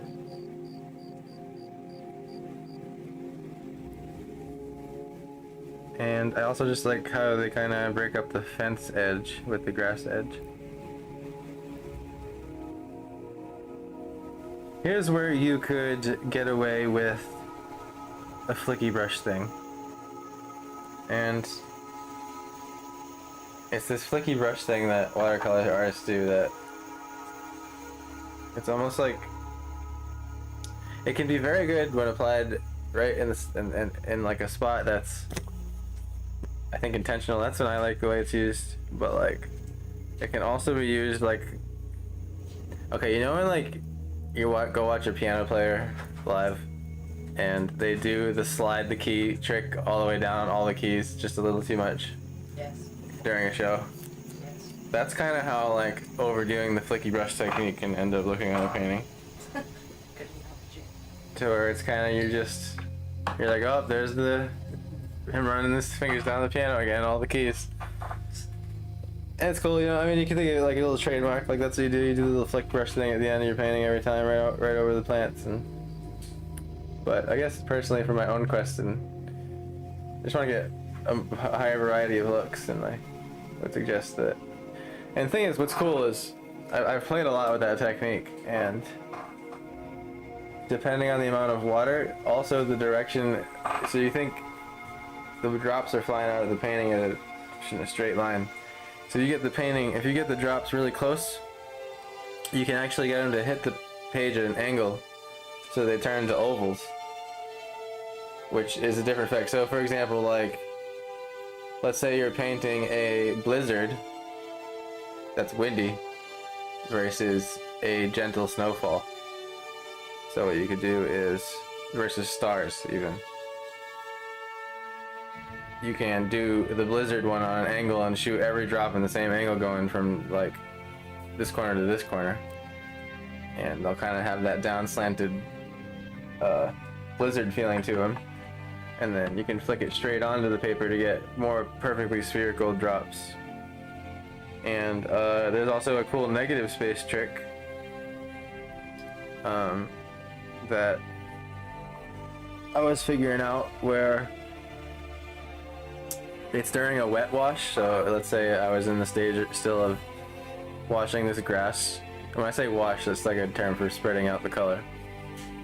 Not like cleaning up. I'm not on my knees cleaning the grass with soap and water. All right. So basically, what you gotta do is while it's wet, you clean your brush quickly and get clear water, and then you flick the clear water droplets into the wet wash of the green, and it sort of does magic instantly. It's magic. So basically it'll like kind of push away the color where all the droplets. It's kind of like, you ever hear like how they do like the salt on tie dye, or what is it? Is it salt or like the ice? The ice. That's what I meant.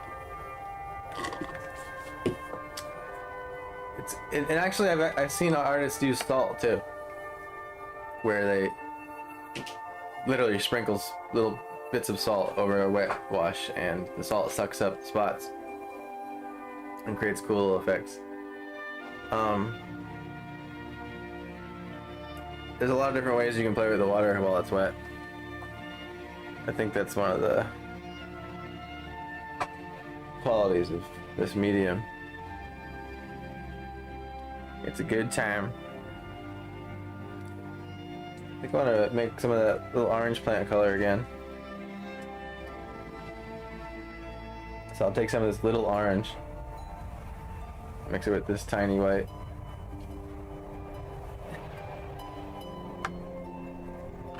We could call it creamsicle. Creamsicle. Creamsicle? Creamsicle. Creamsicle color.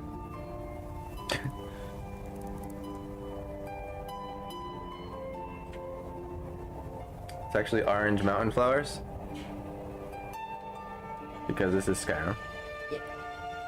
It's in the spirit. She agrees. See, Beans agrees, so when Beans agrees, everything Yeah. is right. The house sage.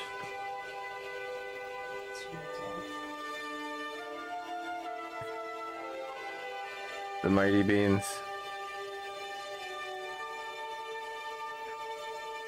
It's like in spirit, she's a giant lion, but she hides it under that shell.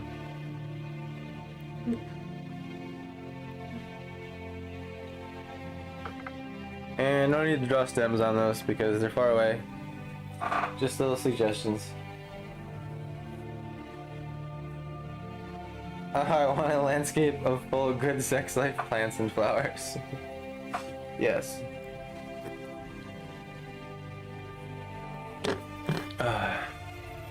Forest of very, very happy flowers.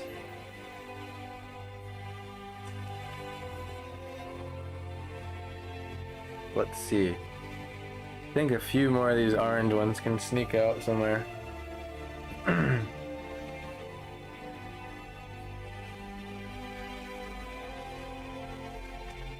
think it would be cool to have a few blades of grass, or the little, like, what do I call them, dandelion things, just over the tentacle of the Netch, just to kind of make it look like he's kind of grazing the grass. I feel like he's a little bit stamped on top of everything.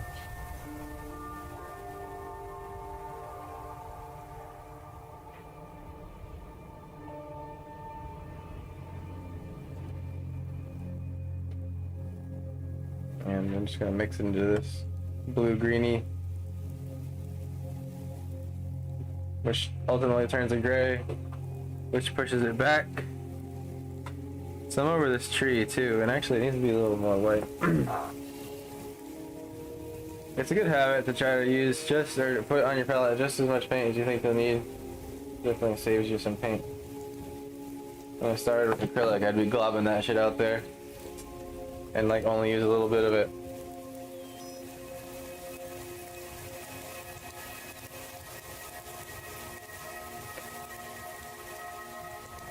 Doesn't need to be so obvious.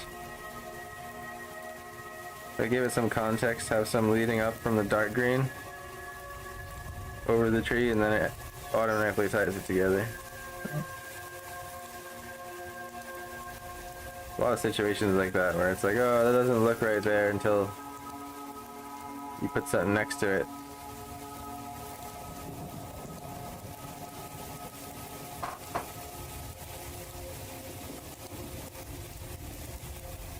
Overgrown wild grass. Good times.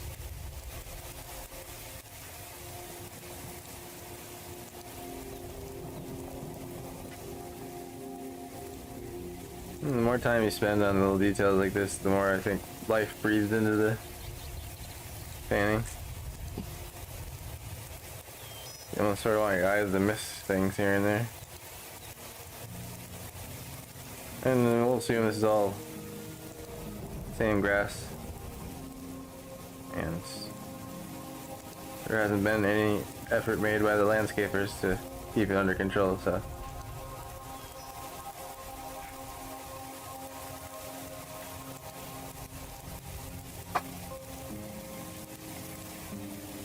Pretty happy with it.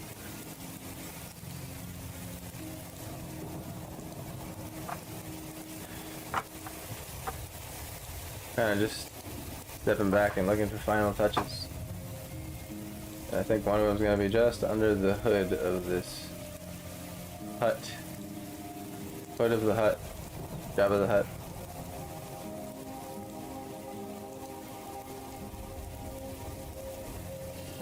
Be careful of being very aggressive with flicking your brush and your palette and your water. I've had to spin my wheels many times fixing water drops of doom. Or you have a nice big bright, really bright sky you worked really hard on, it looks really good, and then you go to mix a dark color and sploosh right over your sky and find a bunch of drops.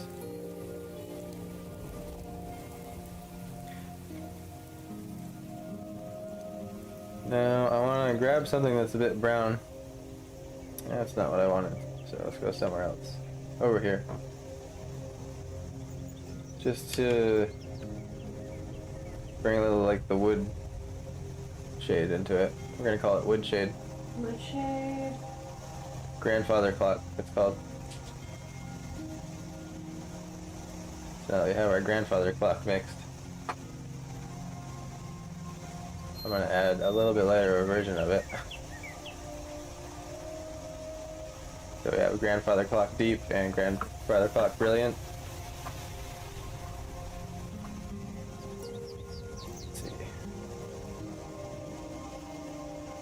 Might not be dark enough. I'm gonna go with my gut and add a little bit more Payne's gray. And this is a strategic choice in this situation because Payne's gray is actually a little bit more purpley than blue. So which means we have some red in there. Which means it's gonna complement the brown shade we're trying to make ultimately in the background. Because what can happen is they're not aware of all these subtle primary shifts in these different colors. You can start drifting a color in the wrong direction. And sometimes colors can be so close and so hard to decipher that, like, it's better to just understand what's happening and trust that it's in the right area. And just like I thought, it wasn't dark enough. I'll use some of it anyway. Gotta test it. And my goal is to bring a soft, diffuse shadow to this, like, what would you call it? The soffit.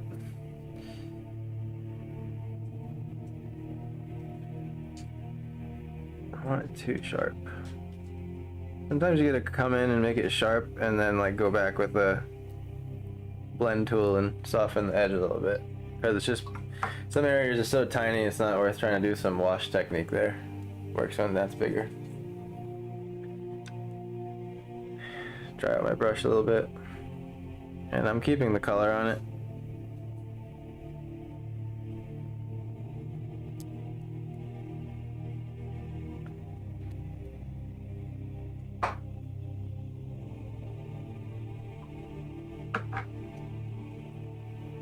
And then maybe darken it even more, but on the left, it's like this little pile of brown right here on the left of it, just a little area.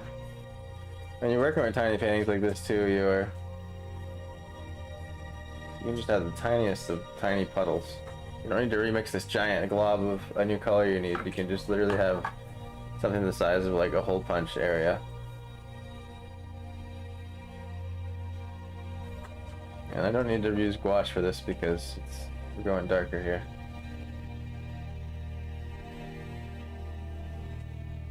The gouache likes to come out and play when it wants to paint over dark colors.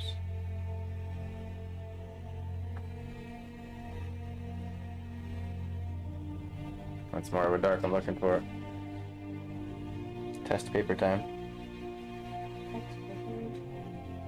Mhm.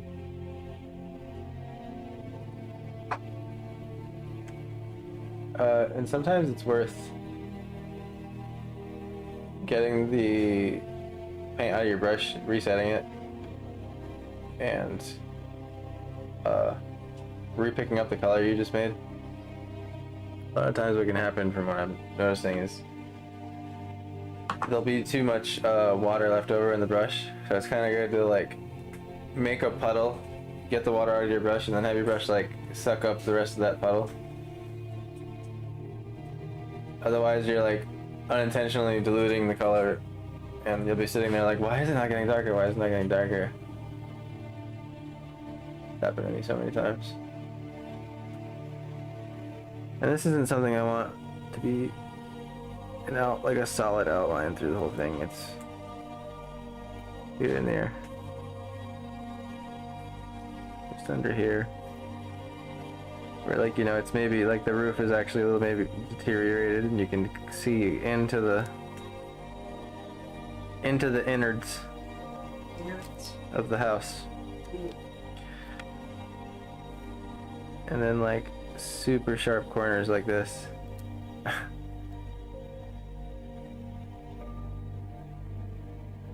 Maybe now's a chance to maybe do a little pen and ink outline. My hands a little shaky. I've had 19 cups of coffee today. It was good though. Maybe one here. Take a risk.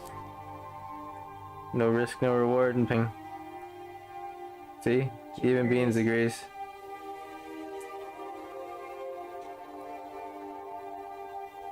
Almighty Bean thing speaks.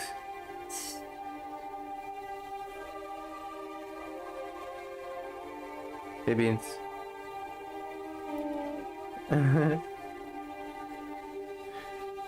I know. She's right. Yep, exactly. Yeah. Can you guys hear? I don't know, because I think the mic's meant to pick up like words. But she's funny. Funny kitty. She just yells at you. Yes, really is. The yelling cat.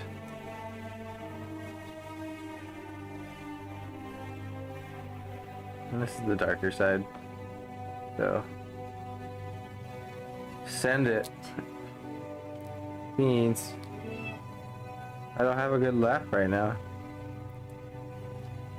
You always want to cuddle when I'm doing paints. She does think I'm talking to her. Oh, Beans. It's so hard to say no when your fuzzy friend wants to snuggle. I know. Like a jerk. It's like breaking a little kid's heart.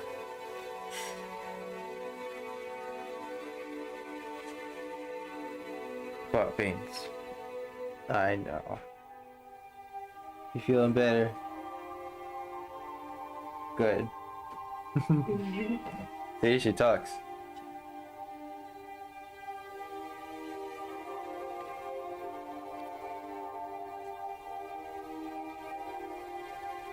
You don't have to sound sad like that.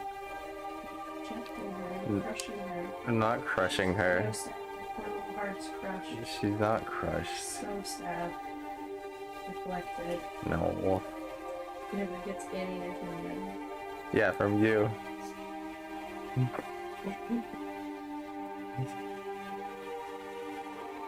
Just trying out some little pen and ink touches here. Having fun with the ambient eclasion. Let's see. Spin the brush, get it as sharp as I can.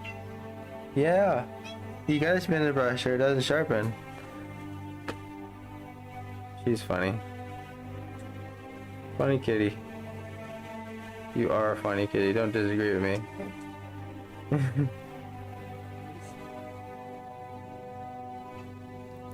I can't right now.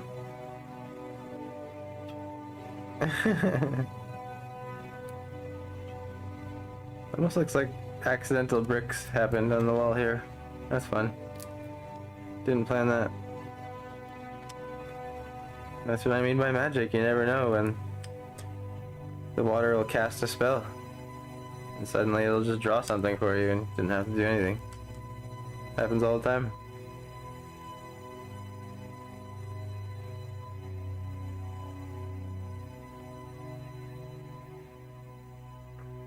Fluffy bean.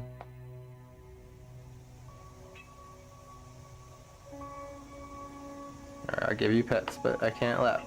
No laps. So you're not rejected. Nope, you got pets.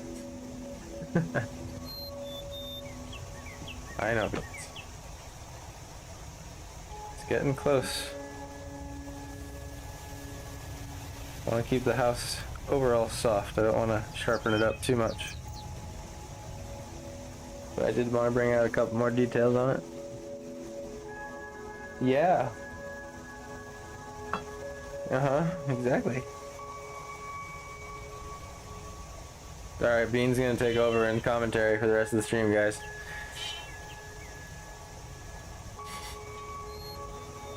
She does. See? Don't need me to talk. It's Beans.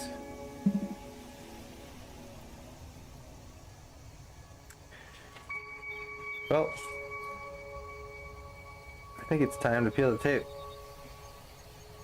Everyone's favorite part. Even Beans wants me to peel the tape. So yay! No, you can't help me with it this time, Beans. You ripped a hole in my paper with your claw last time, remember? No more peeling. No more peeling the tape. She talks back. She can be a bit bratty. She'll disagree. Oh yeah, she argues. She enjoys it.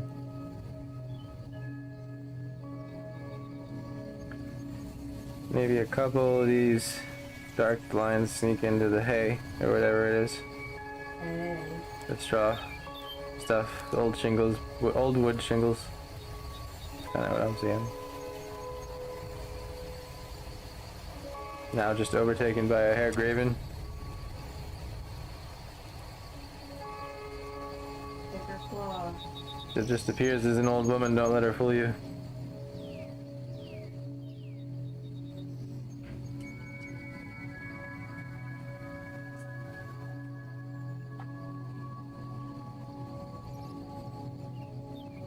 I have a feeling that this has the same kind of wood. Like how it looks.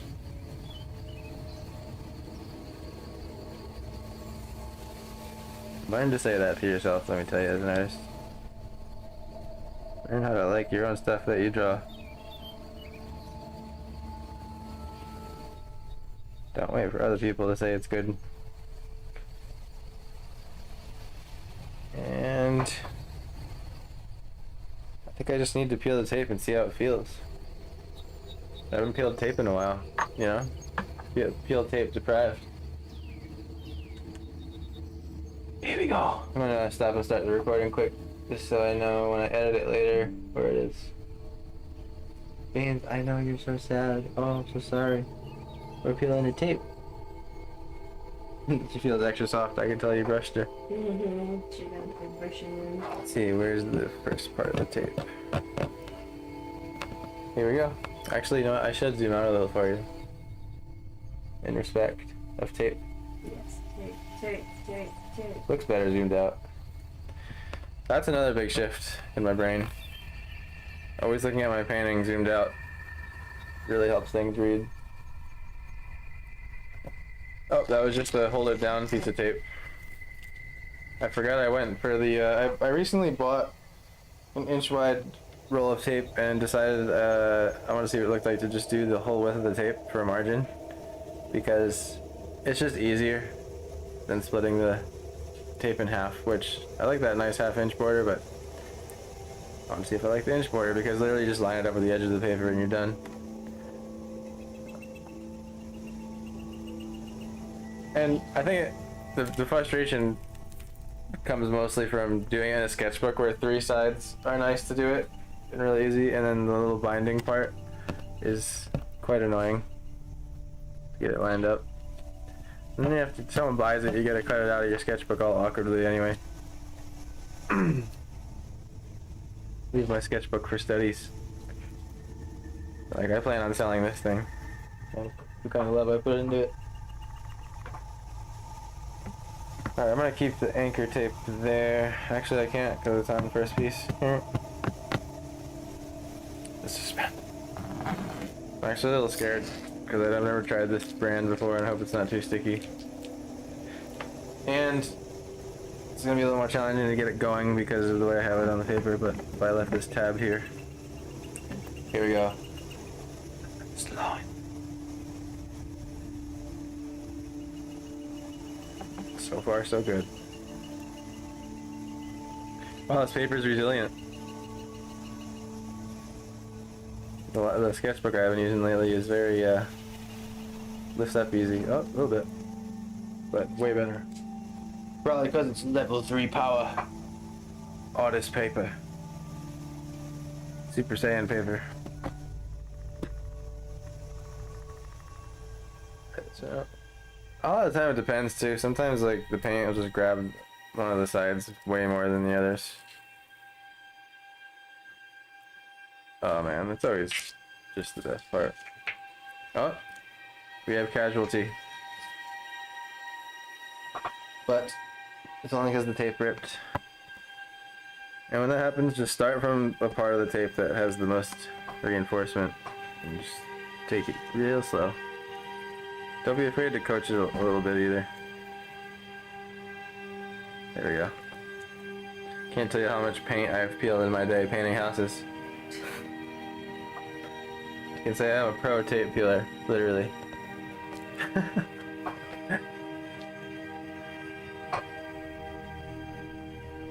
So it might be a bit awkward because you do need to put pressure on the paper when you're peeling it, and I don't want to block it from you. I always have to do it in a way that I wouldn't do it normally if I was off camera. But really just watch the edge. Peel away.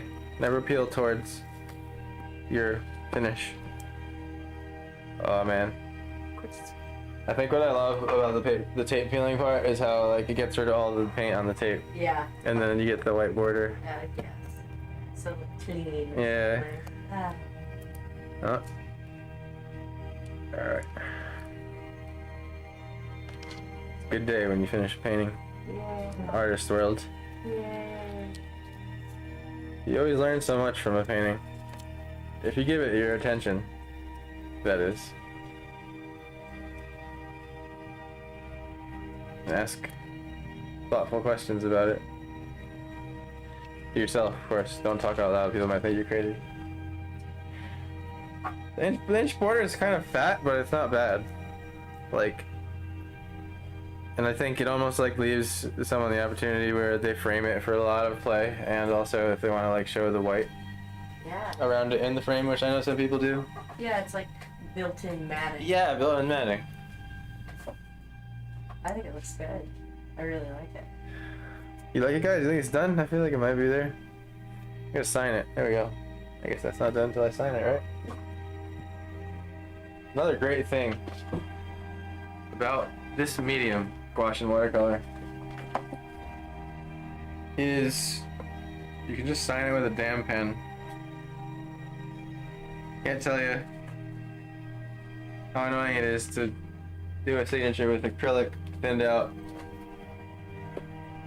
Not my favorite. But the first step of using a pen is you have to know where it is, find it. Let's see. This one. Especially over a spot, you know, there isn't a lot of gouache. I'm feeling the signature right over here on these rocks.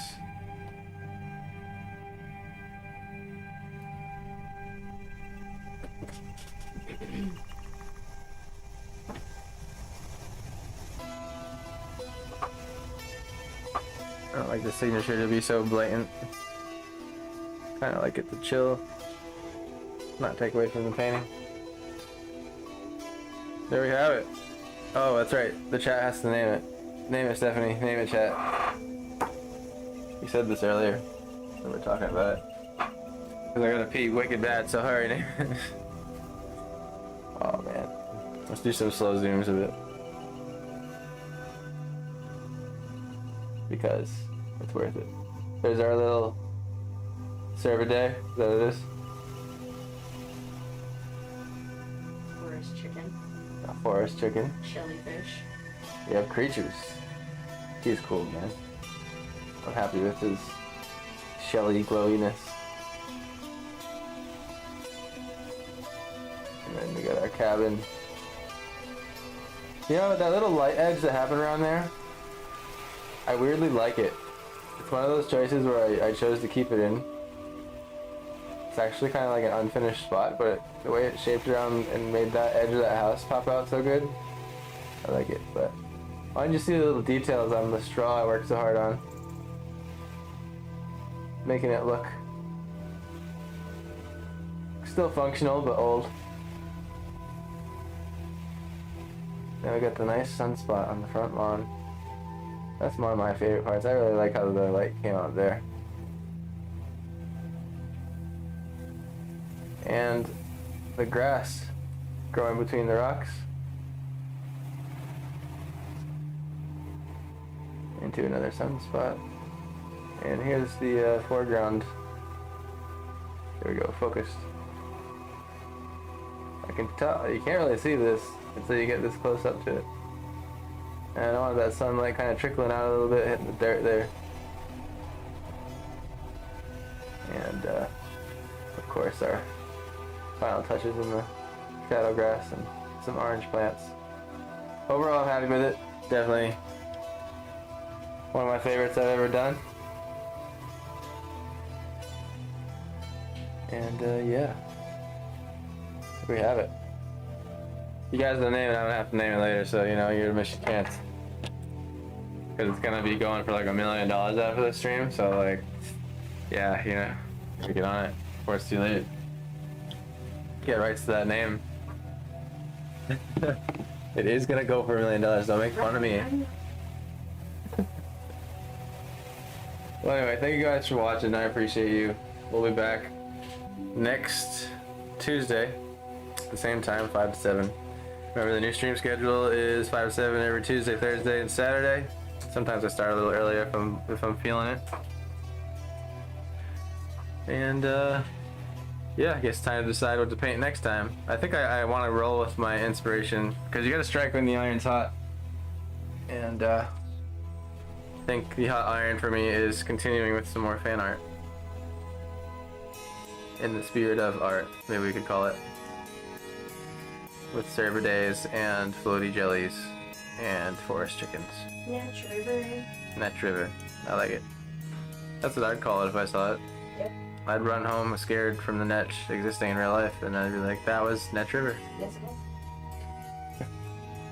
Anyway, have a great night. Thank you for watching. Appreciate you. Like, follow, share, subscribe. Tell your family and friends that I do art for fun if you want to, and I'll see you next time.